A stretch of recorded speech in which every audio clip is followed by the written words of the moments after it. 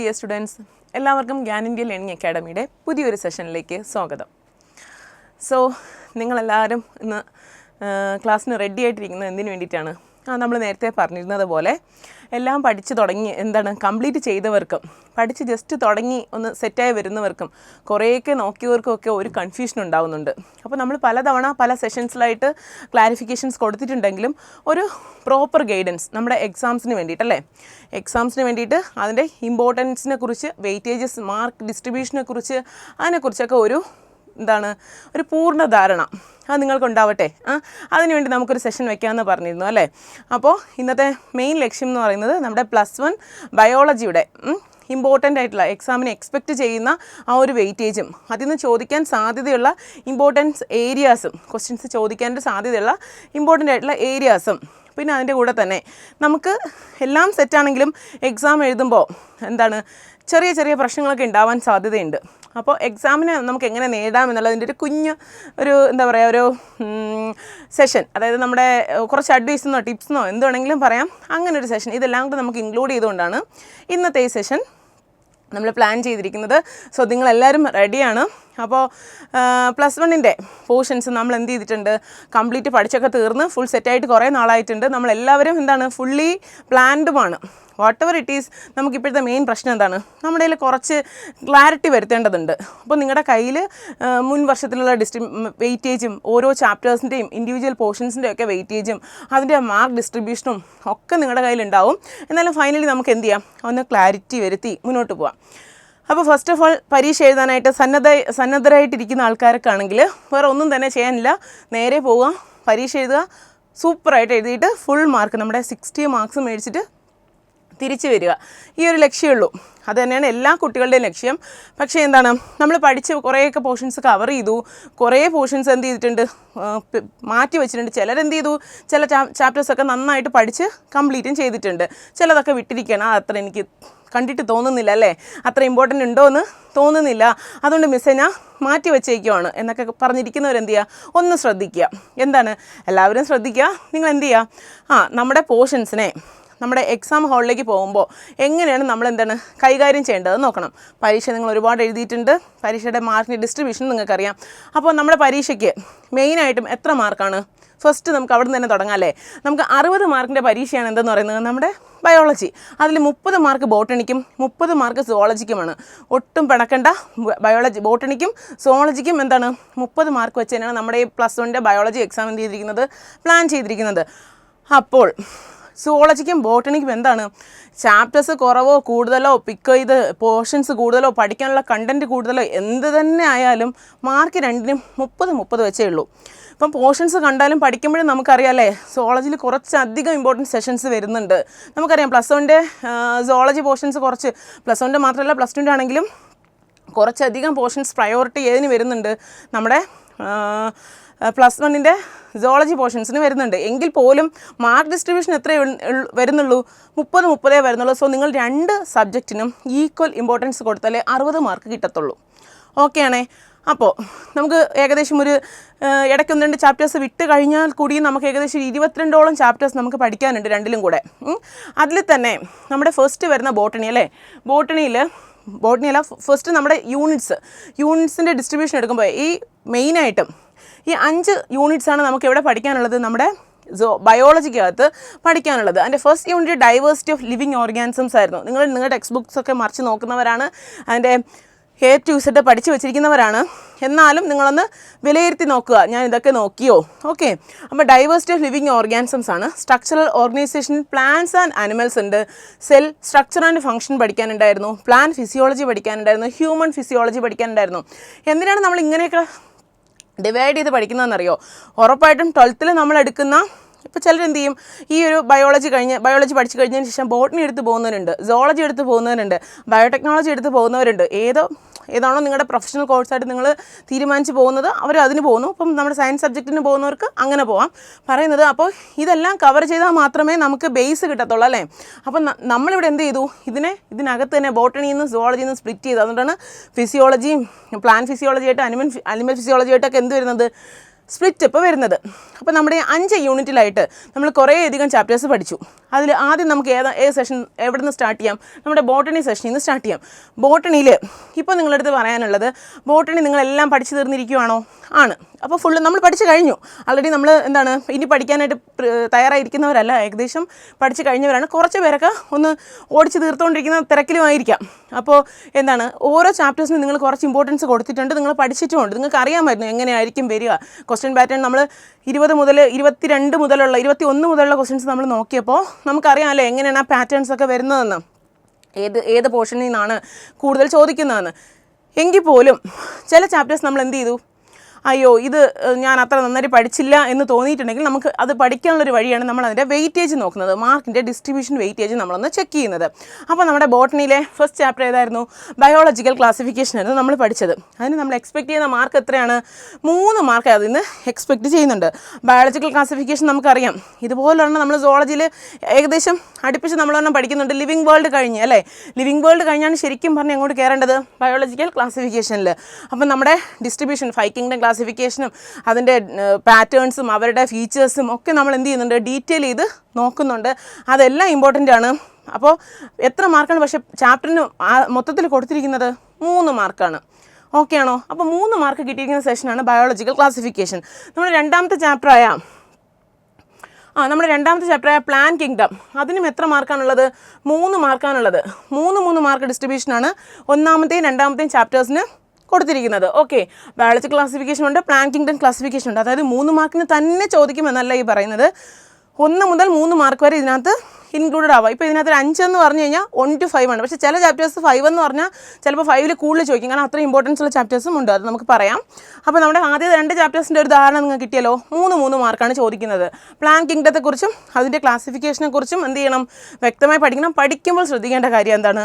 അങ്ങനത്തെ kingdom classification example പഠിച്ചു പോകണം, അതിൻ്റെ ഫീച്ചേഴ്സ് പഠിച്ചു പോകണം, മറന്നു പോകരുത്. ദെൻ മോർഫോളജി ഓഫ് ഫ്ലവറിംഗ് പ്ലാന്റ്സിന് എത്രയാണ്? 5 മാർക്കാണ്. കണ്ടോ? പിന്നെ വരുന്നത് അനാട്ടമി ഓഫ് ഫ്ലവറിംഗ് പ്ലാന്റ്സ് ഉണ്ട്, അതിന് 4 മാർക്കാണ്. ദ യൂണിറ്റ് ഓഫ് ലൈഫ്, അതിന് എത്രയാണ്? 4 മാർക്കാണ്. Cell cycle and cell division, ആ ചാപ്റ്ററിന് 4 മാർക്കാണ്. ഫോട്ടോസിന്തസിസ് ഇൻ ഹയർ പ്ലാന്റ്സ് എന്ന് പറയുന്ന ചാപ്റ്ററിന് 6 മാർക്കാണ്. ഓക്കെ, റെസ്പിറേഷൻ ഇൻ പ്ലാന്റ്സ് എന്ന് പറയുന്ന ചാപ്റ്ററിനും 6 മാർക്കാണ്. പ്ലാൻ ഗ്രോത്ത് ആൻഡ് ഡെവലപ്മെൻറ്റിന് 4 മാർക്കാണ്. അപ്പോൾ നിങ്ങൾക്ക് എന്താ മനസ്സിലാവുന്നത്? കുറച്ച് നമ്മുടെ ഈ 4 നമുക്ക് എന്ത് ചെയ്യാം? സർക്കിളിൽ നിന്ന് ഔട്ട് ചെയ്യാം. ഏകദേശം 5ഉം 6ഉം 6 മാർക്ക് ചോദിക്കാമെന്ന് പറഞ്ഞിരിക്കുന്ന 3 ചാപ്റ്റേഴ്സ് നമ്മുടെ കയ്യിലുണ്ട്. ഫസ്റ്റ് വരുന്നത് മോർഫോളജി ഓഫ് ഫ്ലവറിംഗ് പ്ലാന്റ്സ് ആണ് അല്ലേ. മോർഫോളജി ഓഫ് ഫ്ലവറിംഗ് പ്ലാന്റ്സിന് എത്ര മാർക്കാണ് പറഞ്ഞിരിക്കുന്നത്? 5 മാർക്കാണ്. ഇനി വരുന്നത് നമ്മുടെ ഫോട്ടോസിന്തസിസ് ഇൻ ഹയർ പ്ലാന്റ്സ്. നമ്മൾ കുറേ പ്രോസസ്സുകൾ അതിനകത്ത് പറയുന്നുണ്ട്, അതിനകത്ത് കുറേ ഫീച്ചേഴ്സ് പറയുന്നുണ്ട്, അതിൻ്റെ പ്രോസസ്സുകളും കാര്യങ്ങളും എല്ലാം അതിനകത്ത് ഡിസ്കസ് ചെയ്യുന്നുണ്ട്. ആ ചാപ്റ്ററിന് ഏകദേശം 6 മാർക്കാണ്. ഓക്കെ, അപ്പോൾ അതിൻ്റെ ഇമ്പോർട്ടൻസ് നിങ്ങൾക്ക് മനസ്സിലായോ? ദെൻ റെസ്പിറേഷൻ ഇൻ പ്ലാന്റ്സ്, ബോട്ടണിയിലെ തന്നെ ഏറ്റവും ബേസിക്കായുള്ള 2 ചാപ്റ്റേഴ്സാണ്. അതിന് തന്നെയാണ് ഏറ്റവും കൂടുതൽ മാർക്ക് ഇവിടെ കൊടുത്തിരിക്കുന്നത്.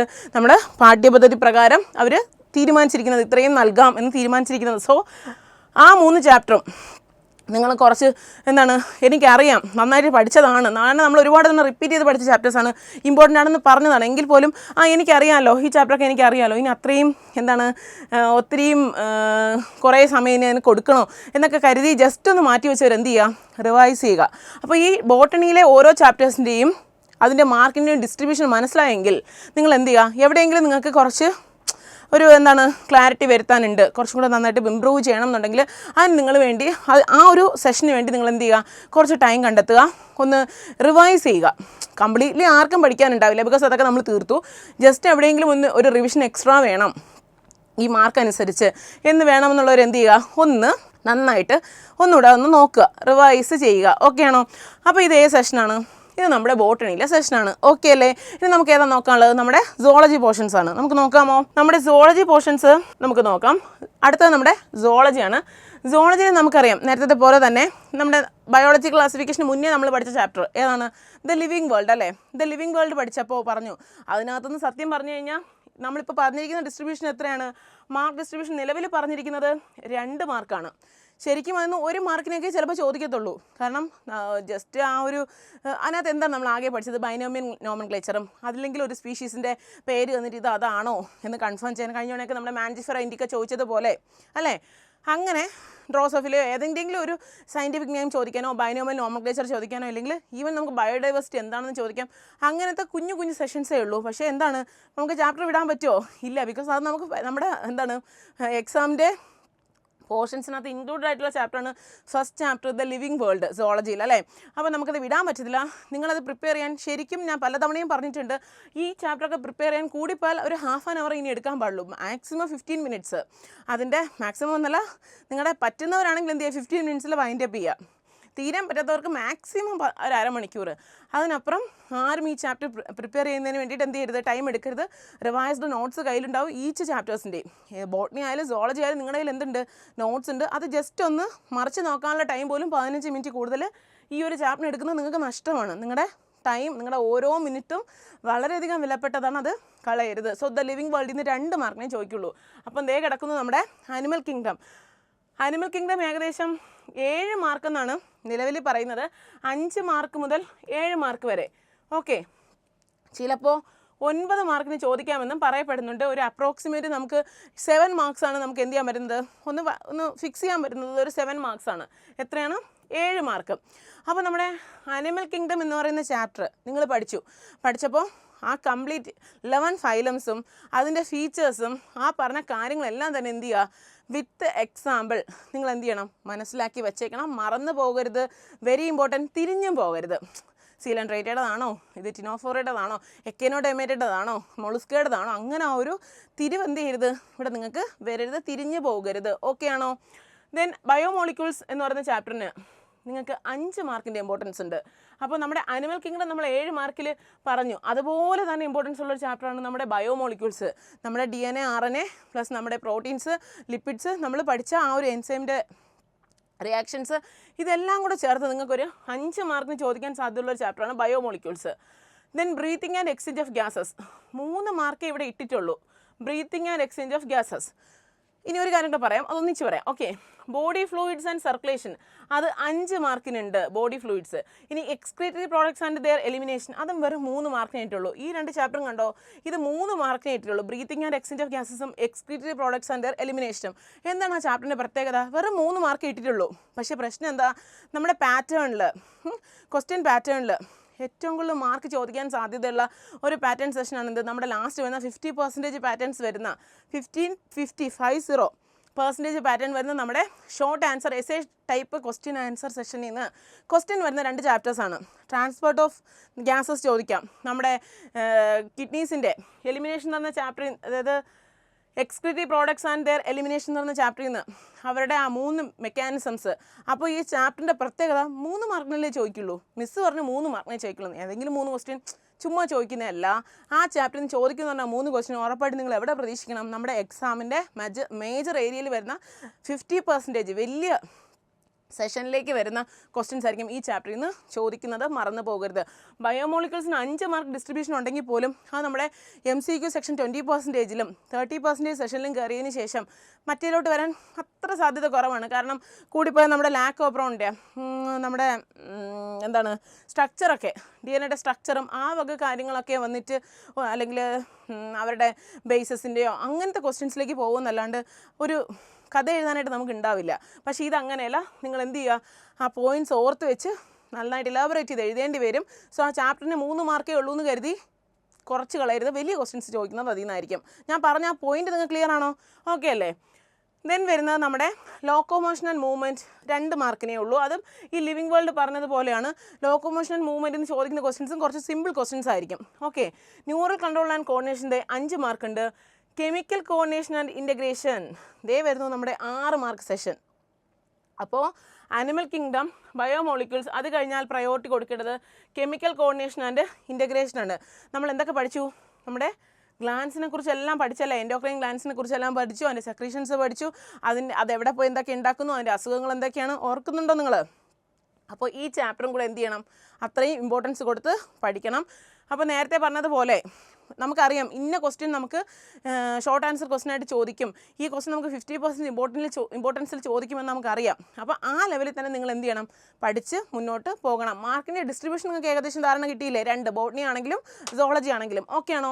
അപ്പോൾ 2ൻ്റെയും രണ്ടിൻ്റെയും മാർക്ക് ഡിസ്ട്രിബ്യൂഷൻ നിങ്ങൾക്ക് ഏകദേശം മനസ്സിലായിട്ടുണ്ടെങ്കിൽ നമുക്ക് എന്ത് ചെയ്യാം, ഓരോ ചാപ്റ്റേഴ്സ് വൈസും പിന്നെ ക്വസ്റ്റ്യൻ പേപ്പറിൻ്റെ ഒരു 1-2 കാര്യങ്ങളൂടെ നമുക്ക് ഇൻക്ലൂഡ് ചെയ്ത് പറഞ്ഞു നോക്കാം. അപ്പോൾ നമ്മുടെ പാറ്റേൺ നിങ്ങൾക്കറിയാം അല്ലേ? എങ്ങനെയാണ് പാറ്റേൺസ് വരുന്നത്? ക്വസ്റ്റ്യൻ പേപ്പറിൻ്റെ പാറ്റേൺ ആദ്യം വരുന്നത് കുറച്ച് MCQ ആണ്. നമ്മളെ ഒന്ന് പരീക്ഷാ ഹാളിലേക്ക് വന്നിരിക്കുമ്പോൾ ഒന്ന് കൂളാക്കാൻ വേണ്ടി അവർ ആദ്യം എന്ത് തരും, MCQ തരും. അതൊരു ആ MCQന് വെറും 20% ഇമ്പോർട്ടൻസേ ഉള്ളൂ, മീൻസ് 20% വെയിറ്റേജേ ഉള്ളൂ എന്ന് പറഞ്ഞാൽ എഴുതാതിരിക്കാൻ പറ്റുമോ? 1 മാർക്ക് വിലപ്പെട്ടതാണ്, 1/2 മാർക്ക് വിലപ്പെട്ടതാണ് അല്ലേ? അപ്പോൾ നിങ്ങൾ എന്ത് ചെയ്യണം, ആദ്യത്തെ സെറ്റ് ഓഫ് ക്വസ്റ്റ്യൻസ് നിങ്ങൾക്കറിയാം അതൊരു 20% ഇമ്പോർട്ടൻസ് ഉള്ള സെഷൻസ് ആണ്. പിന്നെ വരുന്നത് എന്താണ്, നമ്മുടെ 30% ഇമ്പോർട്ടൻസ് വരുന്ന കോമ്പിറ്റൻസി ബേസ്ഡ് ക്വസ്റ്റ്യൻസ് ആണ്. അത് എങ്ങനെയൊക്കെ വരാം, കേസ് ബേസ്ഡ് ക്വസ്റ്റ്യൻസ് വരാം, സോഴ്സ് ബേസ്ഡ് ക്വസ്റ്റ്യൻസ് വരാം, അല്ലെങ്കിൽ വേറെ ഏതെങ്കിലും ഒരു ടൈപ്പിൽ ആ ഒരു 30% ക്വസ്റ്റ്യൻസ് ചോദിക്കാം.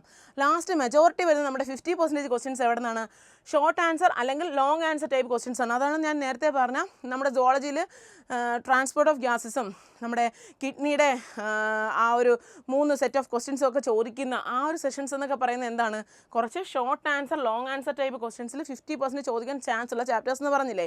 അപ്പോൾ പാറ്റേൺ നിങ്ങൾക്ക് വ്യക്തമാണ്, 20, 30, 50 സെറ്റ് അല്ലേ? ഇതാണ് നമ്മുടെ പാറ്റേൺ. 60 മാർക്കിന്, ആദ്യത്തെ 30 മാർക്കിന്, അടുത്തത് 30 മാർക്കിന്. പരീക്ഷ എഴുതാണ്ട രീതി, ഇന്നേ വരെ പരീക്ഷ എഴുതിയിട്ടില്ലാത്തവരല്ല നിങ്ങൾ, എന്നാൽ ആ രീതി നിങ്ങൾക്കൊന്ന് എന്തായിട്ടുണ്ട്, സെറ്റായിട്ടുണ്ട്. ഓക്കെ അല്ലേ?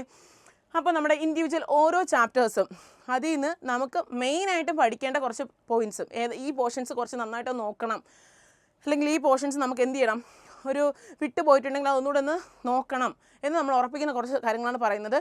ഏകദേശം എല്ലാ പോർഷൻസും നമ്മൾ ടച്ച് ചെയ്ത് പോകുന്നുണ്ട് അല്ലേ? ഒന്നും അങ്ങനെ നമുക്ക് കംപ്ലീറ്റ്ലി അവോയ്ഡ് ചെയ്ത് കളയാനായിട്ടില്ല സത്യം പറഞ്ഞാൽ. പക്ഷേ എന്നാലും കുറച്ച് പ്രയോറിറ്റി കൊടുത്ത് നമുക്ക് ഈ ചാപ്റ്ററിൽ നിന്ന് ഞാൻ പഠിച്ചോ എന്ന് നമുക്ക് വെരിഫൈ ചെയ്യാം. അപ്പോൾ ഇപ്പോൾ ഇതിൽ ബോട്ടണി സുവോളജിയും ക്ലബ് ചെയ്താണ് കൊടുത്തിരിക്കുന്നത്. ബോട്ടണി വേറെ, സുവോളജി വേറെ അല്ല, നമ്മൾ യൂണിറ്റ് വൈസ് ആണ് നമ്മൾ നോക്കുന്നത്. ഓക്കെ അല്ലേ? അപ്പോൾ നമുക്ക് നോക്കാം. നമ്മുടെ ആദ്യത്തെ ചാപ്റ്റർ ദ ലിവിങ് വേൾഡ് അല്ലേ? അതിനകത്ത് വെറും 2 മാർക്കാണ് ചോദിക്കുമെന്ന് പറഞ്ഞത്. അതിൽ നമ്മൾ ബയോഡൈവേഴ്സിറ്റി എന്ന ടേം നമ്മൾ എന്താണെന്ന് പഠിച്ചു.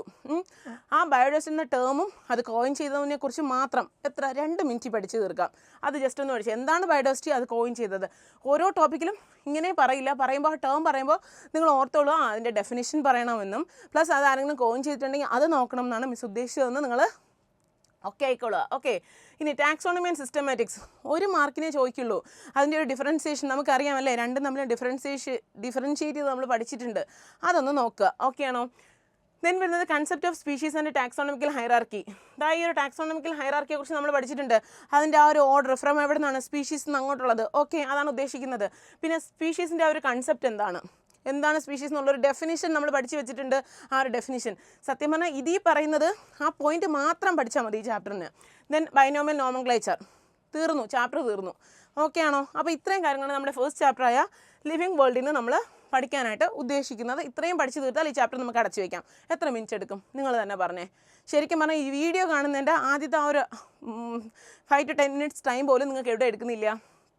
ഈ പറയുന്ന ഈ ഒരു ചാപ്റ്റർ കംപ്ലീറ്റ് ചെയ്യുന്നതിന് എടുക്കുന്നില്ല. ആദ്യം പറഞ്ഞാൽ 2 സ്ലൈഡിൻ്റെ ടൈമേ നിങ്ങൾക്ക് വരുന്നുള്ളൂ അല്ലേ? നിങ്ങൾക്ക് അത്രയും മനസ്സിലാക്കാൻ അത്രയും ഇമ്പോർട്ടൻസ് ആണ് ഈ ചാപ്റ്ററിനുള്ളത്. പക്ഷേ എന്താണ്, വിട്ട് കളയാൻ പറ്റത്തില്ല. എല്ലാ പരീക്ഷയ്ക്കും റിപ്പീറ്റഡ് ആയിട്ട് ഈ ചാപ്റ്ററിൽ നിന്ന് ഒരു ക്വസ്റ്റ്യൻ ഉണ്ടാവും, ഉറപ്പാണ്. ഓക്കെ, അപ്പോൾ നമ്മുടെ അടുത്ത ചാപ്റ്റർ ബയോളജിക്കൽ ക്ലാസിഫിക്കേഷൻ ആണ്. അതിനകത്ത് മെയിനായിട്ട് നമ്മൾ 5 കിങ്ഡം ക്ലാസിഫിക്കേഷൻ എന്താണെന്ന് നോക്കുക. 5 കിങ്ഡം ക്ലാസിഫിക്കേഷൻ, അതിൻ്റെ എന്താണ് എൻ്റെ മെയിൻ ഫീച്ചേഴ്സ്. ദെൻ ഞാൻ പറഞ്ഞ പോലെ അതിൻ്റെ സാലിൻ ഫീച്ചേഴ്സ് ഏതിൻ്റെയൊക്കെയാണ്, നമ്മുടെ മൊണീറ, പ്രോട്ടിസ്റ്റ, ഫഞ്ചൈ. പിന്നെ നമ്മൾ പഠിച്ച കുറച്ച് മേജർ ഗ്രൂപ്പ്സുകൾ അതിനകത്തുണ്ട്. ആ മേജർ ഗ്രൂപ്പ്സിനെ കുറിച്ചും പഠിക്കുക. ദെൻ എന്തിനെക്കുറിച്ച് നമ്മൾ ജസ്റ്റ് ഒന്ന് അറിഞ്ഞ് വെച്ചേക്കുക, ലൈക്കൻസിനെ കുറിച്ചും വിറിയോയിഡ്സിനെ കുറിച്ചും വൈറസസിനെ കുറിച്ചും. ലൈക്കൻസ്, വിറിയോയിഡ്സ്, വൈറസസ്, ഈ 3 ടേമും എന്ത് ചെയ്യാം, ആ 3 ടേമും നമുക്കൊന്ന് എക്സ്പാൻഡ് ചെയ്യാനായിട്ട് ചോദിക്കാം. ആ 3 ടേമിനെ കുറിച്ചും കുറച്ച് എന്തെങ്കിലും ഒരു എക്സ്ട്രാ പോയിന്റ് അവർ കയ്യിൽ നിന്നിട്ട് ചോദിക്കാൻ സാധ്യതയുണ്ട്. അപ്പോൾ അത് 3 എന്ത് ചെയ്യണം, വ്യക്തമായി മനസ്സിലാക്കി വച്ചേക്കണം. ഓക്കെ ആണോ? അപ്പോൾ നമ്മുടെ അടുത്ത ചാപ്റ്റർ പ്ലാൻ കിങ്ഡം ആണ്. 3ാമത്തെ ചാപ്റ്റർ എന്താണ്, പ്ലാൻ കിങ്ഡം ആണ്. ഉറപ്പായിട്ടും എന്താണ്, ആ ക്ലാസിഫിക്കേഷൻ ഓഫ് പ്ലാന്റ്സിൻ്റെ മേജർ ഗ്രൂപ്പ്സ് എന്ന് പറയുന്ന ആ ഒരു സെഷൻ നമ്മൾ നോക്കുക. ദെൻ വരുന്നത് അതിൻ്റെ ഡിസ്റ്റിങ്വിഷിംഗ് ഫീച്ചേഴ്സ്, അതിനൊക്കെ തന്നെ കുറച്ച് എക്സാമ്പിൾസ് പഠിച്ചിട്ടുണ്ട് ആൽഗയ്ക്കൊക്കെ അല്ലേ, അതെല്ലാം കവർ ചെയ്യുക.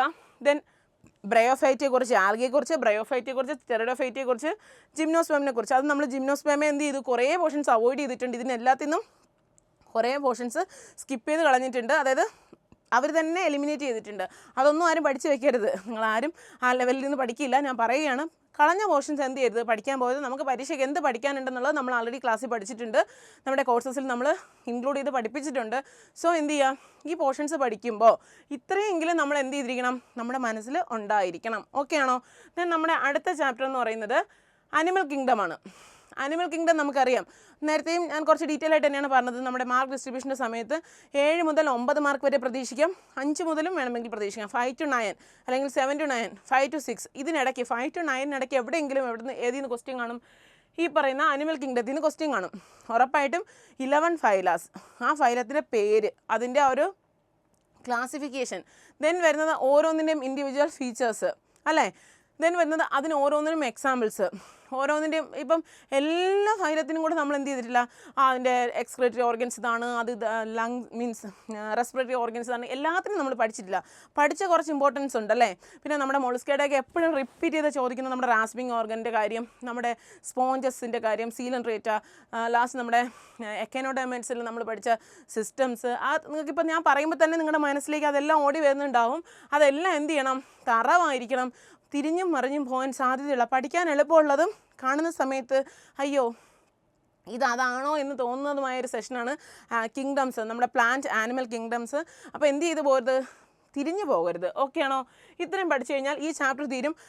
പഠിക്കാൻ അങ്ങനെ നിങ്ങളതിന് വേണ്ടി ഒരു അബണ്ടൻസ് സമയം കൊടുക്കേണ്ട ആവശ്യമില്ല. എന്നാലും നിങ്ങൾക്ക് ഈവൻ നല്ല ബുദ്ധിമുട്ട് ഫീൽ ചെയ്യുന്നുണ്ടെങ്കിൽ ഒരു 1 hour കൊടുത്ത് നിങ്ങൾ എന്ത് ചെയ്യുക, ഇത് നന്നായിട്ടൊന്ന് പഠിച്ച് ഹൃദയസ്ഥമാക്കി വെക്കുക. ഓക്കെ ആണോ? അത് നമ്മുടെ മനസ്സിൽ ഉറപ്പിച്ച് വെക്കുക, ഇതാണ് നമ്മുടെ ബ്രെയിനിൽ ഉറപ്പിച്ച് വെക്കുക, ഇത് ഇന്നതാണ് എന്ന് നമുക്ക് എന്ത് ചെയ്യണം, എഴുതാനായിട്ട് പറ്റണം. ഓക്കെ ആണോ?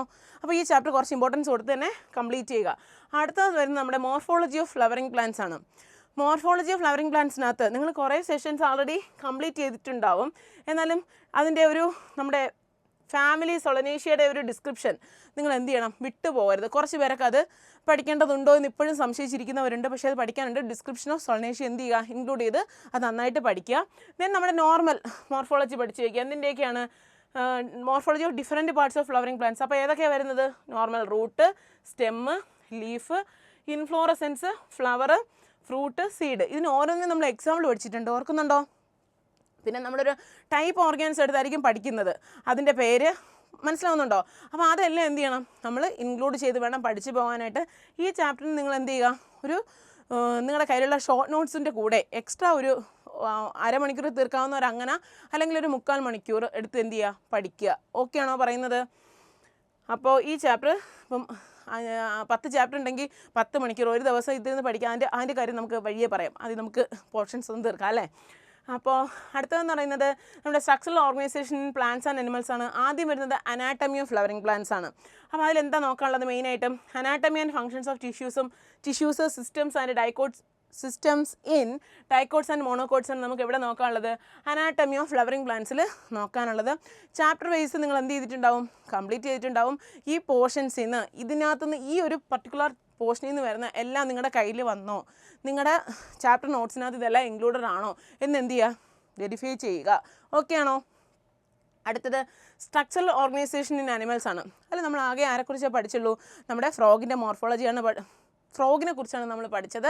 അതിന് ഫ്രോഗിനെ കുറിച്ച് പഠിക്കുമ്പോൾ നമുക്ക് ഈ ചാപ്റ്ററിൽ നിന്ന് എക്സ്പെക്ട് ചെയ്യുന്ന ലെവൽ ഓഫ് ക്വസ്റ്റ്യൻസ് എങ്ങനെയൊക്കെയാണ് വരിക, പഠിക്കുന്ന സമയത്ത് നമ്മൾ പറഞ്ഞായിരുന്നല്ലേ, അതിൻ്റെ digestive, circulatory, respiratory, nervous, reproductive systems ഉണ്ട്. അത് തന്നെ നമുക്ക് എക്സാമിന് ചോദിക്കുന്നത് ഫ്രോഗിൻ്റെ ഒരു സയൻറ്റിഫിക്, നമ്മൾ ഒരു ഒറ്റ ഫ്രോഗിനെ കുറിച്ചാണ് ഡീറ്റെയിൽ ചെയ്ത് പഠിച്ചത്, അതിൻ്റെ സയൻറ്റിഫിക് നെയിം, നമ്മുടെ ഇന്ത്യൻ ഫ്രോഗ് ഏതാണെന്ന് ചോദിക്കാം. ദെൻ നമ്മുടെ ഫ്രോഗിൻ്റെ ഓരോ സിസ്റ്റം നമുക്ക് തന്നിട്ട് അതിൻ്റെ ലേബൽ ചെയ്ത ഒരു മീൻസ് ഒരു ഫിഗർ നമുക്ക് തന്നിട്ട് അത് ലേബൽ ചെയ്യാനായിട്ട് ചോദിക്കാം. ഓക്കെ ആണോ? ഇതാണ് മെയിനായിട്ട് മിക്കപ്പോഴും ഇതിന് ചോദിക്കുന്നത്. വേറെ ചോദിക്കില്ല എന്നല്ല പറയുന്നത്, എന്നാലും മജോറിറ്റി നമുക്ക് അങ്ങനത്തെ ക്വസ്റ്റ്യൻസ് പ്രതീക്ഷിക്കാം. അപ്പോൾ ഞാൻ എന്താ നിങ്ങൾക്ക് ക്ലാസ്സിലൊക്കെ പറഞ്ഞിട്ടുള്ളത്, ഉറപ്പായിട്ടും ഓരോ സിസ്റ്റംസ് പഠിക്കുമ്പോഴും അത് വരച്ച് തന്നെ ലേബൽ ചെയ്ത് വരച്ച് പഠിക്കുക. എന്നാലേ എന്ത് ചെയ്യാൻ പറ്റത്തുള്ളൂ, പരീക്ഷയ്ക്ക് എഴുതാൻ പറ്റത്തുള്ളൂ. കാരണം എല്ലാം ഒരുപോലെയാണ് ഇരിക്കുന്നത്. ഓക്കെ അല്ലേ? മെയിൽ, ഫീമെയിൽ, റീപ്രൊഡക്റ്റീവ് സിസ്റ്റം ഒക്കെ ഉറപ്പായിട്ടും ചോദിക്കാൻ ചാൻസസ് ഉള്ള ഏരിയാസാണ്. അടുത്തത് നമ്മുടെ cell the unit of life എന്ന് പറയുന്ന ചാപ്റ്ററാണ്. ബേസിക് ചാപ്റ്ററാണ്. അതിൻ്റെ തിയറീസും അതങ്ങനെ പ്രൊക്യാരിറ്റിക് ആൻഡ് യൂക്യാരിറ്റിക് സെൽസിനെ കുറിച്ചും പ്ലാന്റ് സെല്ലിനെ കുറിച്ചും അനിമൽ സെല്ലിനെ കുറിച്ചും സിംപ്ലി പറഞ്ഞാൽ എന്താണ്, സെല്ലിനെ കുറിച്ച് നമ്മൾ പഠിച്ചു വെച്ചേക്കുക. ഒത്തിരിയും ബേസിക് ആയിട്ടുള്ള ക്വസ്റ്റ്യൻസ് വരുന്ന ചാപ്റ്റേഴ്സാണ്. വളരെ സിമ്പിൾ ചാപ്റ്ററാണ്. നിങ്ങൾക്ക് പെട്ടെന്ന് തന്നെ ഗ്രാസ്പ് ചെയ്തെടുക്കാൻ പറ്റുന്ന തീർക്കാൻ പറ്റുന്ന ചാപ്റ്ററാണ്. അധിക സമയം ഈ ചാപ്റ്റർ എന്ത് ചെയ്യരുത്, നിങ്ങൾ കൊടുത്ത് നിങ്ങളുടെ ടൈം നഷ്ടമാക്കരുത്. ഓക്കെ ആണോ? പെട്ടെന്ന് തന്നെ സെല്ലിനെ കുറിച്ചും അതിൻ്റെ ഡീറ്റെയിലിങ്ങിനെ കുറിച്ചും ഒക്കെ പഠിച്ച് മനസ്സിലാക്കി പോകാം. പ്രൊക്യാരിയോട്ടിക് യൂക്യാരിയോട്ടിൻ്റെ ഒരു ഡിഫറൻസിയേഷൻ അത് മസ്റ്റാണ്. അത് നിങ്ങൾ എന്തായാലും പഠിച്ച് വെച്ചേക്കാൻ നിങ്ങൾക്ക് അത് യൂസ്ഫുൾ ആണ്. പ്രൊക്യാരിയോട്സിനെ കുറിച്ച് യൂക്യാരിയോട്സിനെ കുറിച്ചും ടേബിൾ ചെയ്ത് തന്നെ എന്ത് ചെയ്യണം, ഇതിൻ്റെ ഫീച്ചേഴ്സ്, ഇതിൻ്റെ ഫീച്ചേഴ്സ് എന്ന് പറഞ്ഞാൽ നിങ്ങൾക്ക് പോയിൻ്റ് ഔട്ട് ചെയ്ത് പറയാൻ കഴിയണം. ഓക്കെ ആണോ? അടുത്തത് ബയോമോളിക്യൂൾസ് എന്ന് പറയുന്ന ചാപ്റ്ററാണ്. ബയോമോളിക്യൂൾസിൻ്റെ നമ്മൾ എന്തൊക്കെയാണ് പഠിച്ചത്? കെമിക്കൽ കോൺസ്റ്റൻസ് ഓഫ് ലിവിങ് സെൽസിനെ കുറിച്ച് അതൊരു ജനറൽ ഇൻട്രൊഡക്ഷൻ കഥ പറഞ്ഞു. അപ്പോൾ കഥയുടെ അത് കുറച്ച് സയൻറ്റിസ്റ്റിൻ്റെ പേരൊക്കെ ഇൻക്ലൂഡ് ചെയ്ത് വന്നിട്ടുണ്ട്. അവരെ വിട്ടുകളയരുത്, അതുകൊണ്ടാണ് അത് എടുത്ത് വെച്ചിരിക്കുന്നത്. കുറച്ച് സയൻറ്റിസ്റ്റിൻ്റെ പേരൊക്കെ പറഞ്ഞിട്ടുണ്ട്, അവരെ ആരെയും വിട്ടുകളയരുത്. ദെൻ നമ്മുടെ ബയോമോളിക്യൂൾസ് ആരെയൊക്കെ കുറിച്ച് പഠിച്ചു? പ്രോട്ടീൻസിനെ കുറിച്ചും ന്യൂക്ലിക് ആസിഡ്സിനെ കുറിച്ചും നമ്മുടെ ലിപ്പിഡ്സിനെ കുറിച്ചും കാർബോഹൈഡ്രേറ്റ്സിനെ കുറിച്ചും ഒക്കെ നമ്മൾ എന്ത് ചെയ്തിട്ടുണ്ട്, പറഞ്ഞിട്ടുണ്ട്. ദെൻ എൻസൈം ടൈപ്സും അതിൻ്റെ പ്രോപ്പർട്ടീസും എൻസൈം ആക്ഷനും. അപ്പോൾ നമ്മുടെ ബയോമോളിക്യൂൾസ് എന്ന ചാപ്റ്ററിന് കുറച്ച് വെയിറ്റേജ് എന്താണ്? അവർ ചില്ലറക്കാരാണോ? നമ്മളെന്താണ് നേരിട്ട് പോയി കണ്ണി കാണുന്ന ആൾക്കാരല്ലോ. അപ്പോൾ അവർക്ക് ഇച്ചിരി എന്തുണ്ട്, ഹെഡ് വെയിറ്റ് ഉണ്ട്. അവരെ നമ്മൾ എന്ത് ചെയ്യണം, കുറച്ചധികം ഇമ്പോർട്ടൻസ് കൊടുത്ത് ഈ ചാപ്റ്റർ പഠിക്കണം. ഇതിൽ നിന്നും കുറച്ചധികം ക്വസ്റ്റ്യൻസ് അല്ലെങ്കിൽ കുറച്ച് വെയിറ്റേജ് കൂടി ഒരു 30 MCQലും ചോദിക്കാം, നമ്മുടെ 30% വെയിറ്റേജിലും ചോദിക്കാവുന്ന ടൈപ്പ് ഓഫ് ക്വസ്റ്റ്യൻസ് ഒത്തിരി ഇതിൽ നിന്ന് ചോദിക്കും. വേണമെങ്കിൽ എവിടോട്ടും എടുത്ത് ചോദിക്കാം, 50%ലും ചോദിക്കാം. അപ്പോൾ എന്ത് ചെയ്യാൻ പാടില്ല, ഒരു പോർഷനും ഒട്ടും എന്താണ് വിട്ടുകളയാൻ പാടില്ലാതെ ഈ ചാപ്റ്റർ ഫുള്ളും എന്ത് ചെയ്യണം, നിങ്ങൾ കവർ ചെയ്യണം എന്നാണ് എൻ്റെ ഒരു നിഗമനം. കാരണം നമുക്ക് കുറേ പാറ്റേൺസ് നോക്കുമ്പോൾ മനസ്സിലാവുന്നുണ്ട്, ഇതിൽ നിന്ന് എന്ത് ചെയ്യുന്നുണ്ട്, എന്തായാലും ഒരു 3-4 ക്വസ്റ്റ്യൻസ് ചോദിക്കുന്നുണ്ട്. സോ നമ്മുടെ ആനിമൽ കിങ്ഡം പഠിച്ചതുപോലെ നമ്മുടെ ഈ ചാപ്റ്റർ ബയോമോളിക്യൂൾസ് എന്ന് പറയുന്ന ചാപ്റ്ററും സുവോളജിയിൽ എന്ത് ചെയ്യാൻ പാടില്ല, നിങ്ങൾ അങ്ങോട്ട് മാറ്റിവെക്കുന്ന കാര്യം ചിന്തിക്കുന്നില്ല, കംപ്ലീറ്റ് നോക്കാതെ മാറ്റിവെക്കാൻ പാടില്ല. ഓക്കെ ആണോ? ഓക്കെ, അടുത്തതെന്ന് പറയുന്നത് cell cycle and cell division എന്ന് പറയുന്ന ചാപ്റ്ററാണ്. അതിൻ്റെ cell cycle, mitosis, meiosis and their significance ഒരിക്കലും വിട്ടുകളയരുത്. വളരെ വ്യക്തമായിട്ടും വൃത്തിയായിട്ടും എന്ത് ചെയ്യണം, ഓരോ സെഷനും പഠിച്ചു തീർക്കണം. കാര്യം എന്താ, ഇതിനകത്തുനിന്ന് തിരിഞ്ഞു പോകാനും ഡൗട്ട് തോന്നാനും ചാൻസസ് ഉള്ള സെഷനാണ്. നമ്മുടെ cell cycle, mitosis, meiosis and their significance അറിയാലോ, എന്ത് വ്യക്തമായിട്ട് നമ്മൾ പഠിച്ചിട്ടുണ്ട്. പക്ഷേ നിങ്ങൾക്ക് കൺഫ്യൂഷൻസ് മൈറ്റോസിസും മിയോസിസും തമ്മിൽ വരരുത്. പിന്നെ ഇവിടെയും പറയുന്നു ഇതിൻ്റെ തമ്മിലെ ഡിഫറൻസിയേഷൻസ് അത് പഠിച്ച് വെച്ചേക്കണം. കാരണം നമുക്ക് എക്സാമിന് ചോദിക്കുന്ന സമയത്ത് ഇവർ അതെന്താണ്, what is mitosis, what is meiosis എന്നൊരു ലെവലിൽ നമ്മൾ പ്രതീക്ഷിച്ച് പോകരുത്. അത് അങ്ങേയറ്റം സിമ്പിളാണ്. അപ്പോൾ എന്ത് ചെയ്യണം, ഇതിൻ്റെ ഡിഫറൻസിയേഷൻസ്, അതിൻ്റെ ഫേസസ്, അതെല്ലാം നിങ്ങൾ എന്ത് ചെയ്യണം, വ്യക്തമായിട്ട് നിങ്ങളുടെ മൈൻഡിലുണ്ടായിരിക്കണം. റിവിഷൻ അധികം സമയം ഇതിന് കൊടുക്കേണ്ടി വരത്തില്ല, കാരണം പെട്ടെന്ന് നിങ്ങൾക്ക് കിട്ടും. പക്ഷേ കുറച്ച് കൺഫ്യൂസിങ് ഫാക്ട്സ് ഉള്ളത് എന്ത് ചെയ്യണം, ഒഴിവാക്കി പഠിക്കണം. ഓക്കെ, ഭയങ്കര ഡൗട്ട് തോന്നുന്നവർ എന്ത് ചെയ്യുക, നമ്മുടെ ക്ലാസ്സസ് ഒന്നുകൂടെ ഒന്ന് കണ്ടു നോക്കുക. ഓക്കെ അല്ലേ? ദെൻ വരുന്നത് നമ്മുടെ ഫോട്ടോസിന്തസിസ് ഇൻ ഹയർ പ്ലാന്റ്സ് എന്ന് പറയുന്ന നമ്മുടെ അബണ്ടൻറ്റ് ചാപ്റ്റർ. എത്ര വേണമെങ്കിലും ഇരുന്ന് പഠിക്കാൻ നമ്മുടെ ബോട്ടണിയിൽ അല്ലേ, നമുക്ക് എത്ര വേണമെങ്കിലും പഠിക്കാൻ സാധ്യതയുള്ള നമ്മുടെ ചാപ്റ്ററാണ് നമ്മുടെ ഫോട്ടോസിന്തസിസ് ഇൻ ഹയർ പ്ലാന്റ്സ് എന്ന് പറയുന്നത് നമ്മുടെ ഈ ചാപ്റ്റർ. അപ്പോൾ ഫോട്ടോസിന്തസിസ് ഹയർ പ്ലാന്റ്സ് എന്ന ചാപ്റ്ററിനകത്ത് നമ്മൾ കുറേ നമ്മൾ പഠിച്ചു വെച്ചിട്ടുണ്ട്. എന്നാലും ഇതെല്ലാം നിങ്ങൾക്ക് കിട്ടിയോ, നിങ്ങളുടെ പോയിന്റിൽ നിങ്ങൾ ആഡ് ഓൺ ചെയ്തോ എന്ന് നമുക്ക് ചെക്ക് ചെയ്ത് നോക്കാം. നിങ്ങൾ അതിൻ്റെ മീൻസ് ഓഫ് ഓട്ടോട്രോഫിക് ന്യൂട്രീഷൻ ബേസിൽ നിങ്ങൾ ഓട്ടോട്രോഫിക് ന്യൂട്രീഷൻ ബേസിൽ നിങ്ങൾ ഫോട്ടോസിന്തസിസ് പഠിച്ചോ, അത് നിങ്ങളുടെ പോയിന്റിൽ വന്നിട്ടുണ്ടോ എന്ന് ചെക്ക് ചെയ്യുക.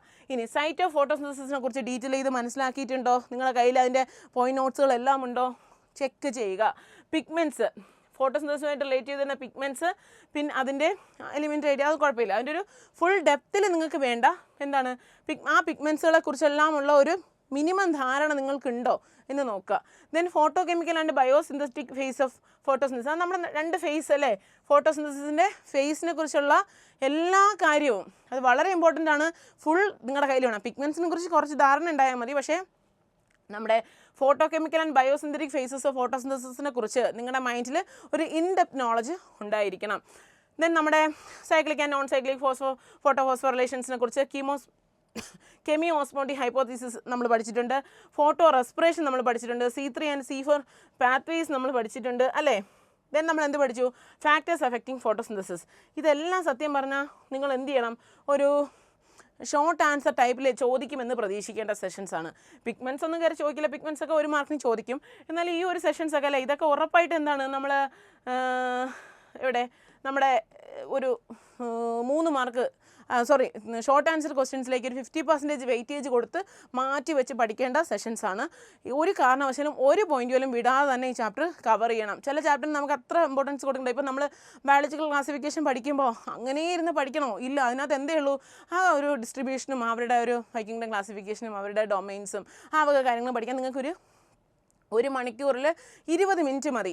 ബാക്കി വരുന്ന സമയം, അല്ലെങ്കിൽ പോട്ടെ 1/2 മണിക്കൂർ മതി, ബാക്കി വരുന്ന ടൈം നിങ്ങൾക്ക് എന്ത് ചെയ്യാം, ഈ ചാപ്റ്ററിനോട് കൊടുക്കുക.